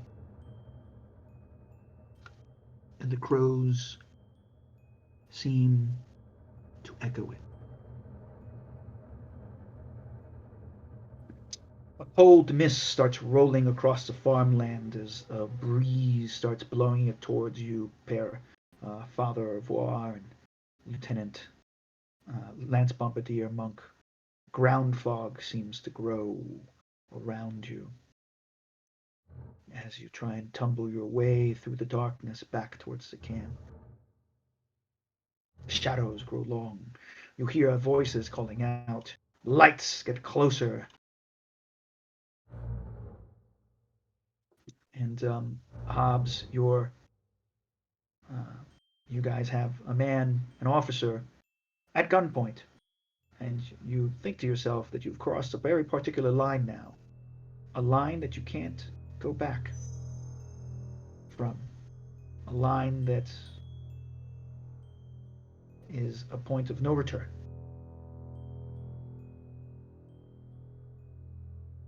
And so we will end this episode today with